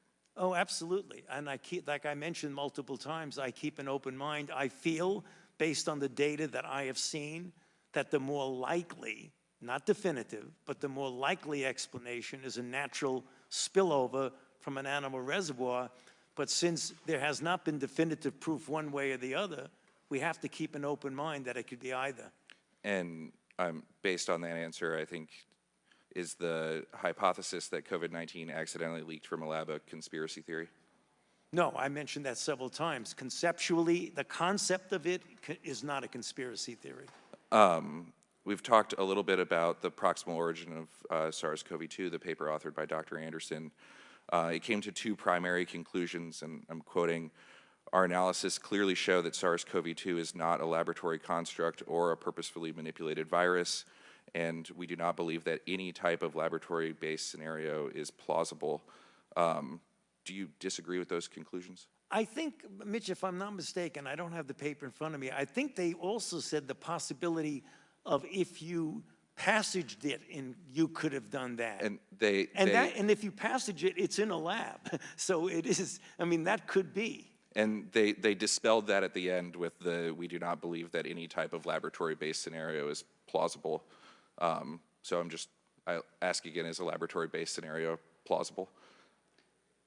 Well, I mean, again, I don't want to speak for what they meant in that paper, but I have said multiple times, I keep an open mind that it could be either a laboratory leak or it could be what I think the data is leaning towards mostly, which is a natural occurrence from an animal reservoir.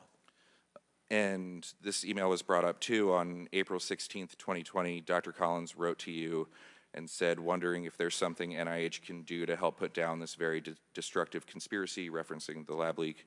I hope the Nature Medicine article on the genomic sequence of SARS-CoV-2 would settle this, but probably didn't get much visibility.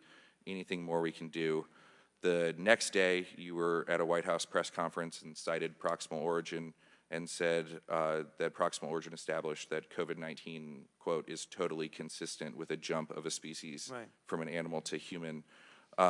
Did anyone tell you to cite proximal origin from the White House podium? No, it was in response, I believe, to a question that might have been asked by a reporter, but I wasn't stimulated to say that at all. I was responding to a question. At that time, back in April of 2020, was it also your belief that a lab leak was possible? Yeah, I've always had an open mind about it. And then I want to correct the record again a little bit on the drafting and publication of the proximal origin paper. Did Dr. Anderson send you drafts to review? He sent drafts, but I'm going to jump ahead of you, if I might, dribble around. I did not edit it. It was mentioned by a few of the congressmen. I did not edit the paper. And I appreciate that. I just wanted to get on the record. Right. I want to talk about Dr. Morenz and what you wrote in your opening testimony and some of the answers that you gave today. And just for clarity, you were, in addition to being unaware of his use of personal email and potentially intentionally deleting federal records, were you also unaware of his actions to assist Dr. Daszak and EcoHealth? I was aware of his friendship. I was not aware of his attempts to assist him to respond to an NIH inquiry. So not aware of the editing of press releases or editing of letters? No, I was not. On November 11th, 2021, Dr. Morenz wrote in an email to Dr. Daszak that he attempted to discuss the EcoHealth grant with you, and you, quote, got upset and told him to have no more communications with Peter. Why did you tell Dr. Morenz to no longer communicate with Dr. Daszak? Because I think it's inappropriate to do what he did. I mean, and your committee has called him out very definitively about that, and it was inappropriate to do that. This is back in 2021. Right. What did you know about what he was doing then? I didn't know exactly what he was doing, but I don't think it's inappropriate for people to be communicating and helping a grantee in a response. I didn't know exactly what he was doing, but I didn't think it was appropriate. when did you testified to Chairman Griffith, or excuse me, Chairman Comer, that you knew about the compliance issues later on with EcoHealth? When did you first become aware? I became aware during briefings by my staff in preparation for congressional hearings well after the fact where the compliance issues actually happened. That, and I didn't know, as I mentioned to you in the TI pitch, I didn't even know the grant existed before the outbreak. And then finally, when there was this issue about congressional hearings, I needed to know, what is this grant? What are we doing with it? And are there any issues? That's when they said there was a compliance problem of the 4th year versus the 5th year progress report. Some of the other emails from Dr. Morenz, I just want to read into the record and ask you if his recollection is accurate. On April 27th, 2020, Dr. Morenz wrote, "I am sure privately he would love to see Peter and EcoHealth fully restored, although he did once make the comment to me that Peter had screwed himself with the late report. I already told him that all that crap wasn't true." The late report was true, despite what Dr. Morenz said. On April 21st, 2021, Dr. Morenz wrote that he was sure you would do anything you could to restore the funds to EcoHealth. On June 5th, 2021, Dr. Morenz wrote that you were working behind the scenes to undo the damage to EcoHealth. On October 21st, 2021, Dr. Morenz wrote, "Peter, I had my regular meeting with Tony this morning. He immediately inquired about you and several times asked how you were doing. He used a lot of colorful language about the situation with attacks on EcoHealth." On October 25th, 2021, Dr. Morenz wrote that you were trying to protect EcoHealth. On March 22nd, 2021, Dr. Morenz wrote, "The most important is within NIH to get the decision reversed and the grant refunded. I believe Tony would like to do this." And on February 24th, 2022, Dr. Morenz wrote, "It will be a small consolation to hear the following, but in my face-to-face meeting with Tony this morning, he once again brought up, as he usually does, your plight, Peter." Did you ever have any discussions with Dr. Morenz about protecting EcoHealth or helping restore funding? Not at all. I don't know what, to be honest with you, Mitch, I just don't know what Dr. Morenz is talking about with that. Maybe he's trying to, as he said, cheer up. He said that in front of this committee, cheer up Dr. Dasick, but to say that I'm getting involved in trying to help him or protect him, not so.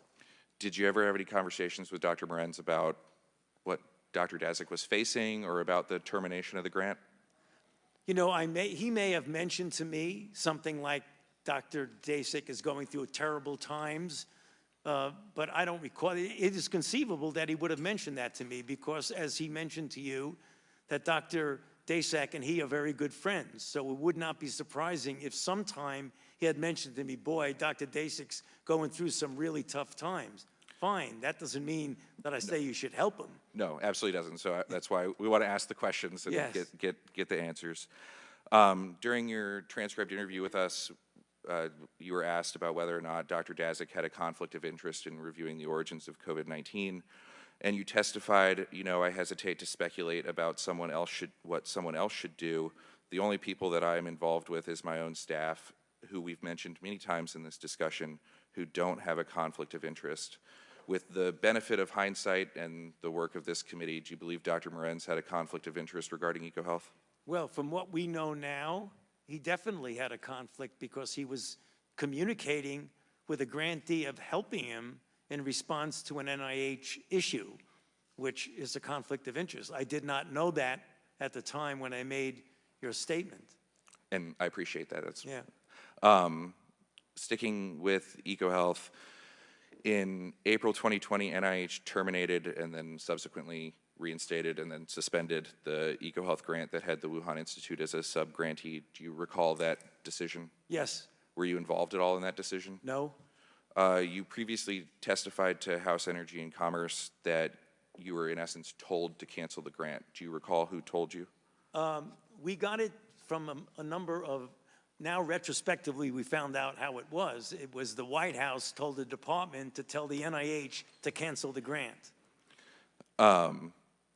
Did you agree with the cancellation? What is that? Do we need to listen to that? Okay. He was escorted out. Yeah, okay, good. I'm sorry, repeat the question, Mitch. Did you agree with the cancellation? You know, it wasn't a question of agreeing or disagreeing. It was like, can we really do that? I don't think that you can do that. And as it turned out, I was right because the general counsel of HHS said, by the way, you can't do that. You've got to restore the grant. And that's why they restored it and then suspended it pending the compliance review. Exactly. Not to keep reading Dr. Morenz's emails, but on June 24th, 2020, Dr. Morenz wrote an email. He, referencing you, made some additional comments to the effect that this came from the White House and he was totally opposed to it.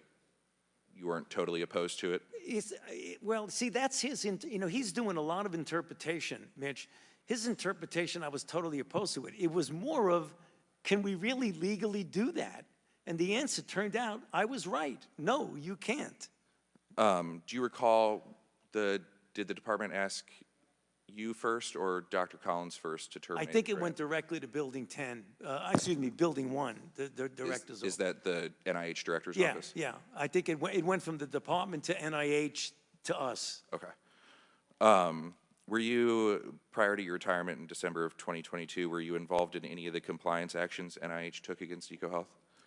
I don't believe so. I think the actual, and again, I'm a little unclear about the time, but I think most of the disciplinary actions actually occurred after I left, if I'm not mistaken. Yes, the actual suspension and debarment occurred after you left, but there were a number of letters requesting lab notebooks or further information while you were still there. What happened, Mitch, and it's important to point this out, once it was clear that there was compliance issues while I was still there, we were told at NIAID, stay out of it. Compliance is going to be handled by Building 1, i.e. the NIH director and Mike Lauer. So the compliance was said, don't touch it, don't go near it, just we'll take care of it. And you just brought this up, since the original termination, then suspension, NIH found numerous major violations of grant policies, has since debarred the Wuhan Institute of Virology and suspended and proposed for debarment both EcoHealth as an institution and Dr. Dazik individually. Are you aware of those? Yes, I am. During previous TIs and hearings, when asked if they supported every one of these actions and supported the suspension and debarment, both Dr. Collins and Dr. Tabak said yes. Sitting here today, do you support the suspension and debarment of EcoHealth? Yes. I want to move on to the kind of like known unknowns of COVID origins, to quote Dr. Lipkin's paper from early 2020. On October 20th, 2021, Dr. Tabak sent a letter to then Ranking Member Mr. Comer that said the bat coronaviruses studied under the EcoHealth Alliance grant could not have been the source of SARS-CoV-2 and the COVID-19 pandemic. You've testified similarly both back in January and today. Some of the things that I believe Chairman Griffith brought up was just kind of that statement results on some things, rests on some things that we just can't know. In your experience, Dr. Fauci, do researchers publish every virus that they sequence? No, I mean, I think researchers don't always publish every single thing they do. Do they routinely publish every experiment that they conduct? I'm sure there are people who don't publish every single experiment that they do. And then is there a lag time between the sampling, the analysis, and the publication? Yeah, I mean, publications often take months before they come out. Is it possible, if not plausible, that EcoHealth and the Wuhan Institute of Virology have samples from between 2020 when they originally published a paper, or excuse me, 2015 when they originally published a paper with all of their samples, and now that are unpublished? Sure, it's possible, but Mitch, I might just throw in there, you can't get away from the fact that the viruses that were studied, that the NIH gave them a grant to study, don't pull back on the fact that no matter what you did with those viruses, they were phylogenetically so different, they could not possibly be the precursor of SARS-CoV-2. And I agree with that. I guess my only point is that you don't know all the viruses they were working with. Yeah, and let's make that clear because Congressman Griffith asked it, and I answered you quite honestly, that none of us can know everything that's going on in China or in Wuhan or what have you. And that's the reason why I say today, and I've said at the TI, I keep an open mind as to what the origin is. The last topic I want to touch on is gain of function. We touched on it in January. You touched on it a little bit today. I know the pandemic has resulted, as I'm sure you're aware, with a rather large debate, and including with the NSABB updating their dangerous research policies surrounding gain of function, P3CO, and dual use research of concern. Prior to October of 2021, the NIH website listed gain of function as a type of research that modifies a biological agent so that it confers new or enhanced activity to that agent. And the P3CO framework that the US government uses to further regulate a subpart of that research that is more dangerous, specifically that could cause widespread and uncontrolled death or disease in humans. Putting aside what's regulatory, I agree with you, the P3CO definition is regulatory. Are there types of research that could fall under the broad definition but not the P3CO definition? Well, I believe members on the minority side have mentioned that. Influenza is a gain of function to a virus to make it grow better in eggs. Making an E. coli manufacture insulin is telling the E. coli to do something it wasn't able to do before by mutations. Of course that's the case.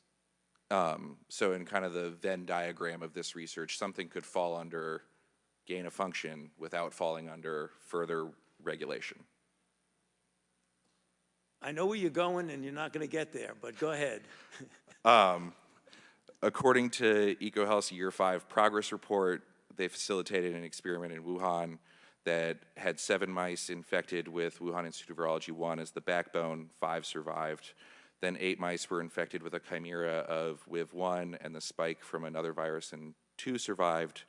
In EcoHealth's own words, these results suggest that the pathogenicity of that full-length chimera is higher than others. Right. You were asked today, and it was read back to you a little bit, but on May 16th, just a few weeks ago, Ms. Lesko asked Dr. Tabak, did NIH fund gain-of-function research at the Wuhan Institute of Virology through EcoHealth?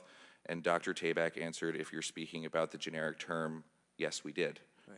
On May 11th, you were asked a similar question, and you answered the NIH has not ever and does not now fund gain-of-function research at the Wuhan Institute of Virology. I'm going to ask it, and you can answer it how you want to answer it. According to the broad definition of gain-of-function research and the definition Dr. Tabak was testifying pursuant to, did NIAID fund gain-of-function research via EcoHealth in Wuhan? The broad definition of gain-of-function, in my mind, is not applicable here and does nothing but confuse the situation. And that is the reason why, after 3 years of deliberation by the bodies, including the NSABB, as well as the national academies, it was decided to make an operative and regulatory definition. If you hearken back to the original broad definition, it does nothing but confuse people.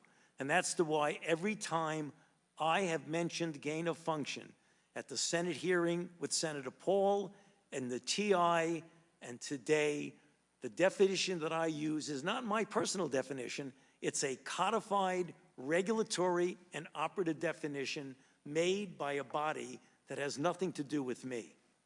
Thank you, Mr. Chairman. I yield back. I now recognize the minority staff for not longer than 30 minutes. Dr. Fauci, nice to see you. We've covered many different topics today. We just want to make sure that you have the opportunity to provide your full perspective on any and all of them. Is there anything you'd like to add, clarify, or say about any of the topics we've discussed here today?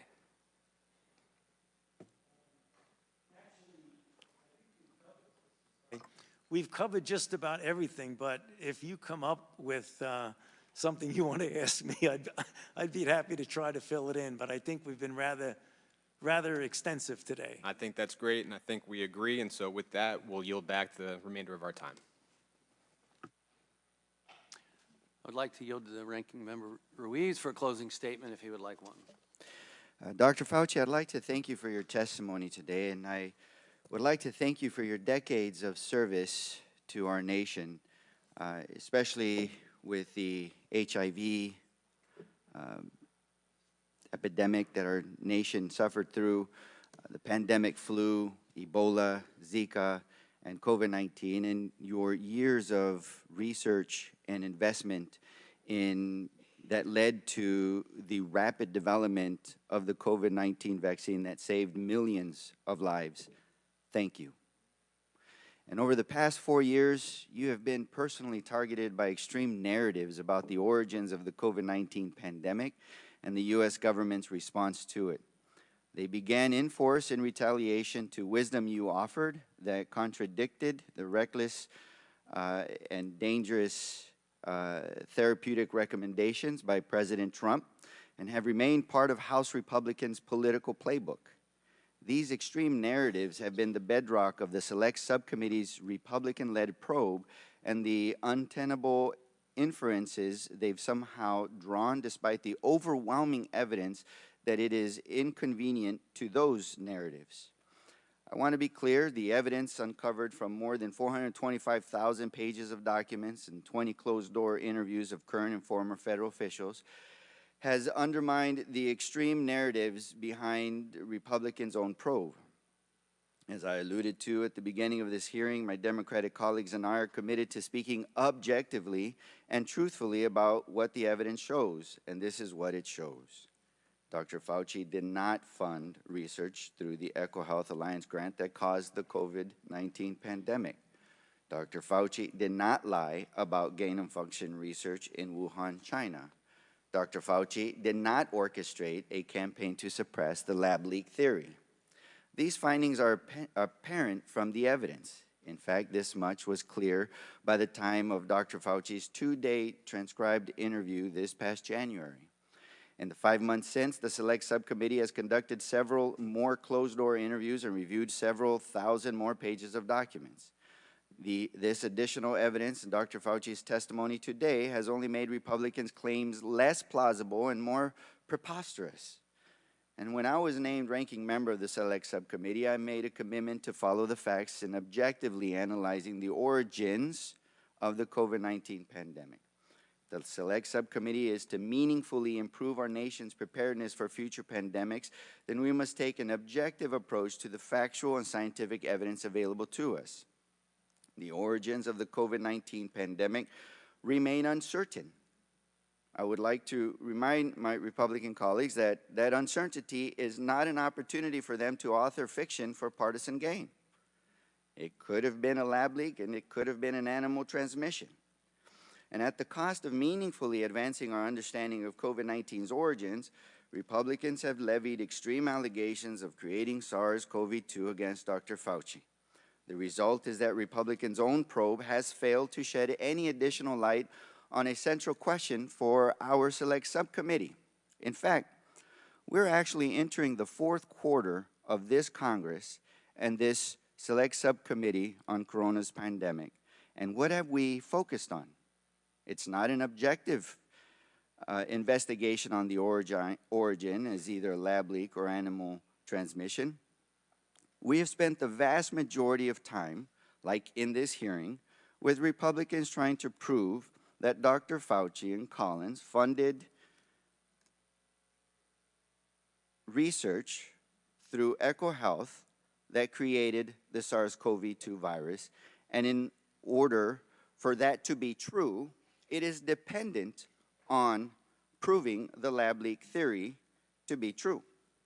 So it has not been an objective investigation as to whether or not the virus came from a lab or an animal transmission in order to prevent and prepare for the next pandemic.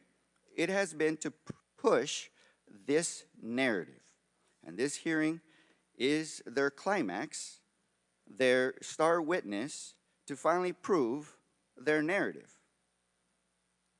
And they did not do so.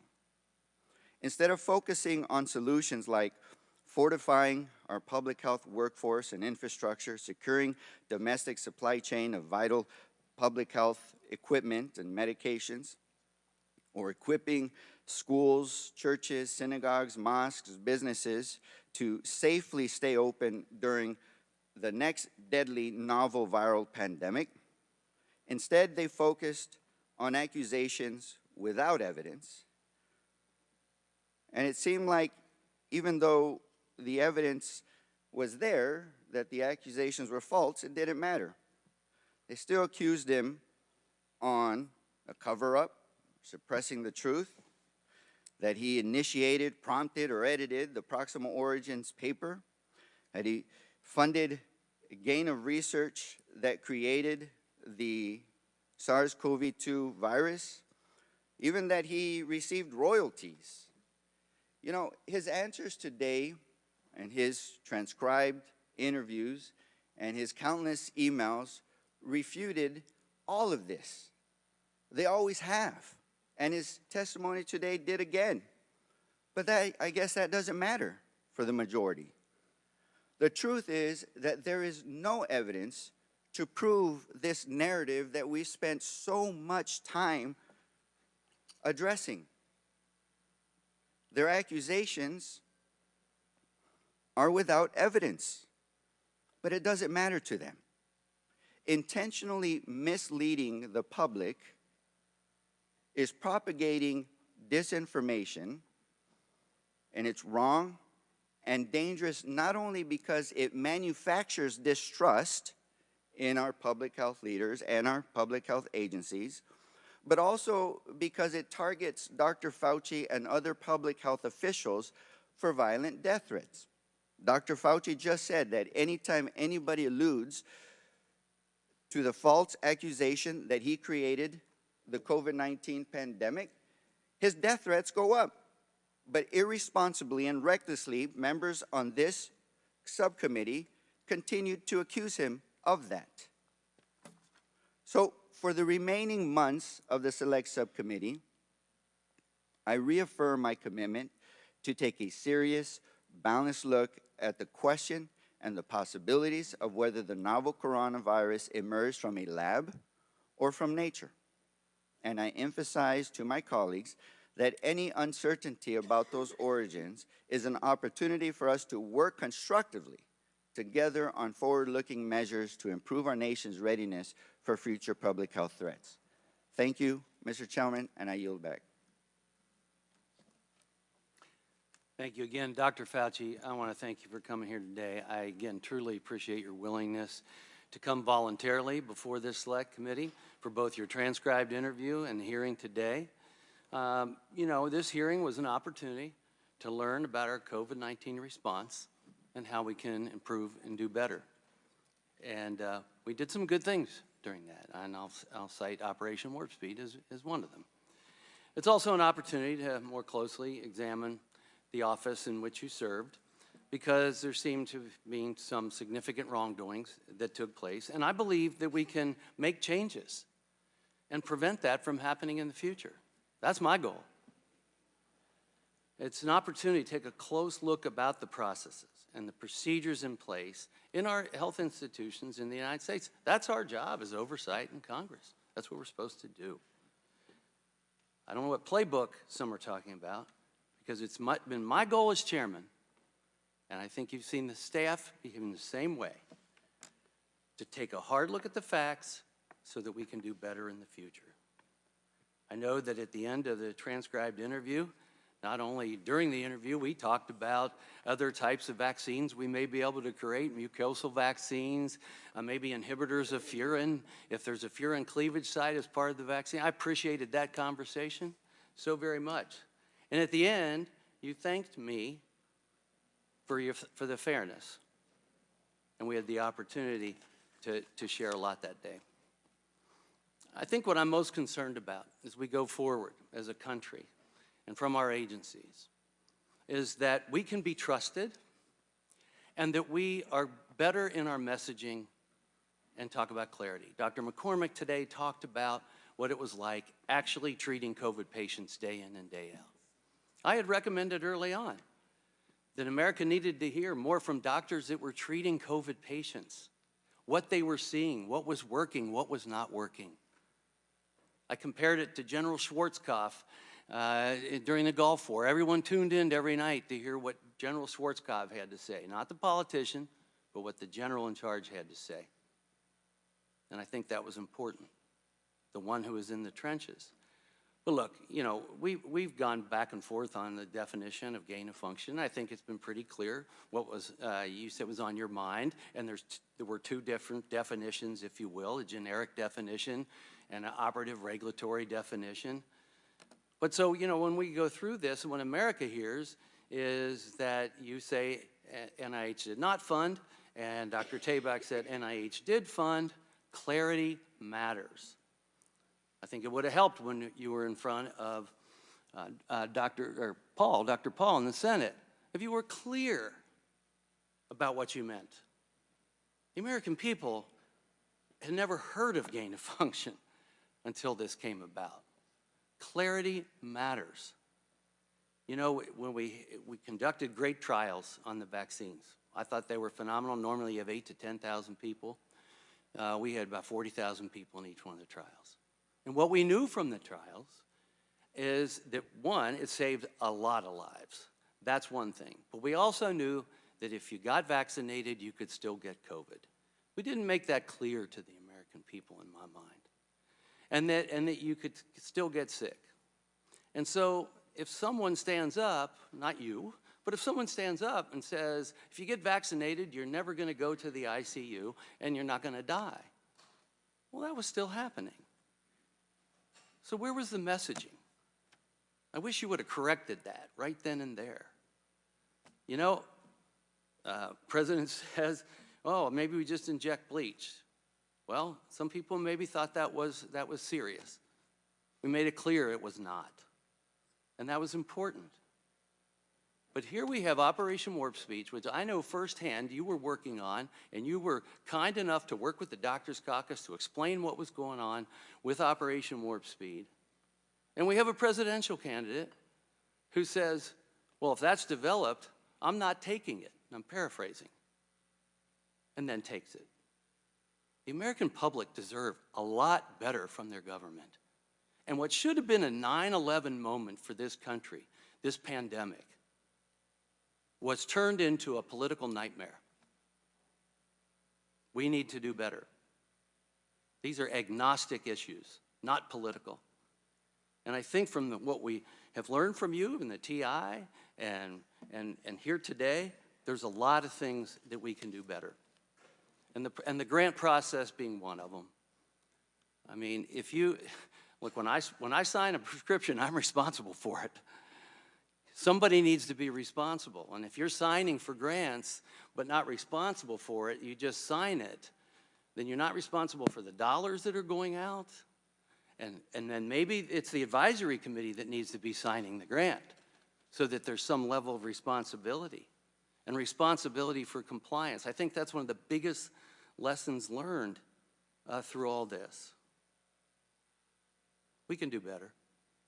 America's a great country. We can fix our problems. But we have to take a good, hard look at what we did, what we didn't do, be honest with ourselves, be better in our messaging to the American people, especially when it comes to health. And that's why I felt it was very important that we don't do things like mandates, but let patients have a conversation with the doctor that they know and trust, and make sure that we're getting the doctors all the information and data that they need. From adverse effects of the vaccine, which we've always done, adverse effects of the vaccine, to what the vaccine can and can't do, whether you're at risk or not at risk, what are your risks? Those are personal conversations that need to take place. And I look forward to trying to establish a system that does a better job at that. I'm going to conclude and just say thank you once again, Dr. Fauci. Matter of fact, I'd be glad to have more off-the-record conversations about things we can do in the future, drugs we may be able to develop, treatments we may be able to provide, and vaccines we may be able to produce. And so if you're amenable, I might reach out to you for that, and other scientists as well that may have varying opinions. So again, thank you again for being the witness today. With that and without objection, all members will have 5 legislative days within which to submit materials and to submit additional written questions for the witnesses, which will be forwarded to the witnesses for their response. If there's no further business, without objection, the Select Subcommittee stands adjourned.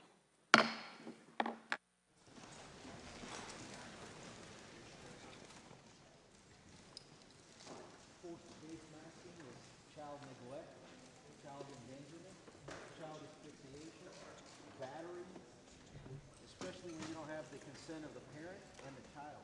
All of these are felonies, all of which you're a participant in, Mr. Fauci, as well as everyone involved in the COVID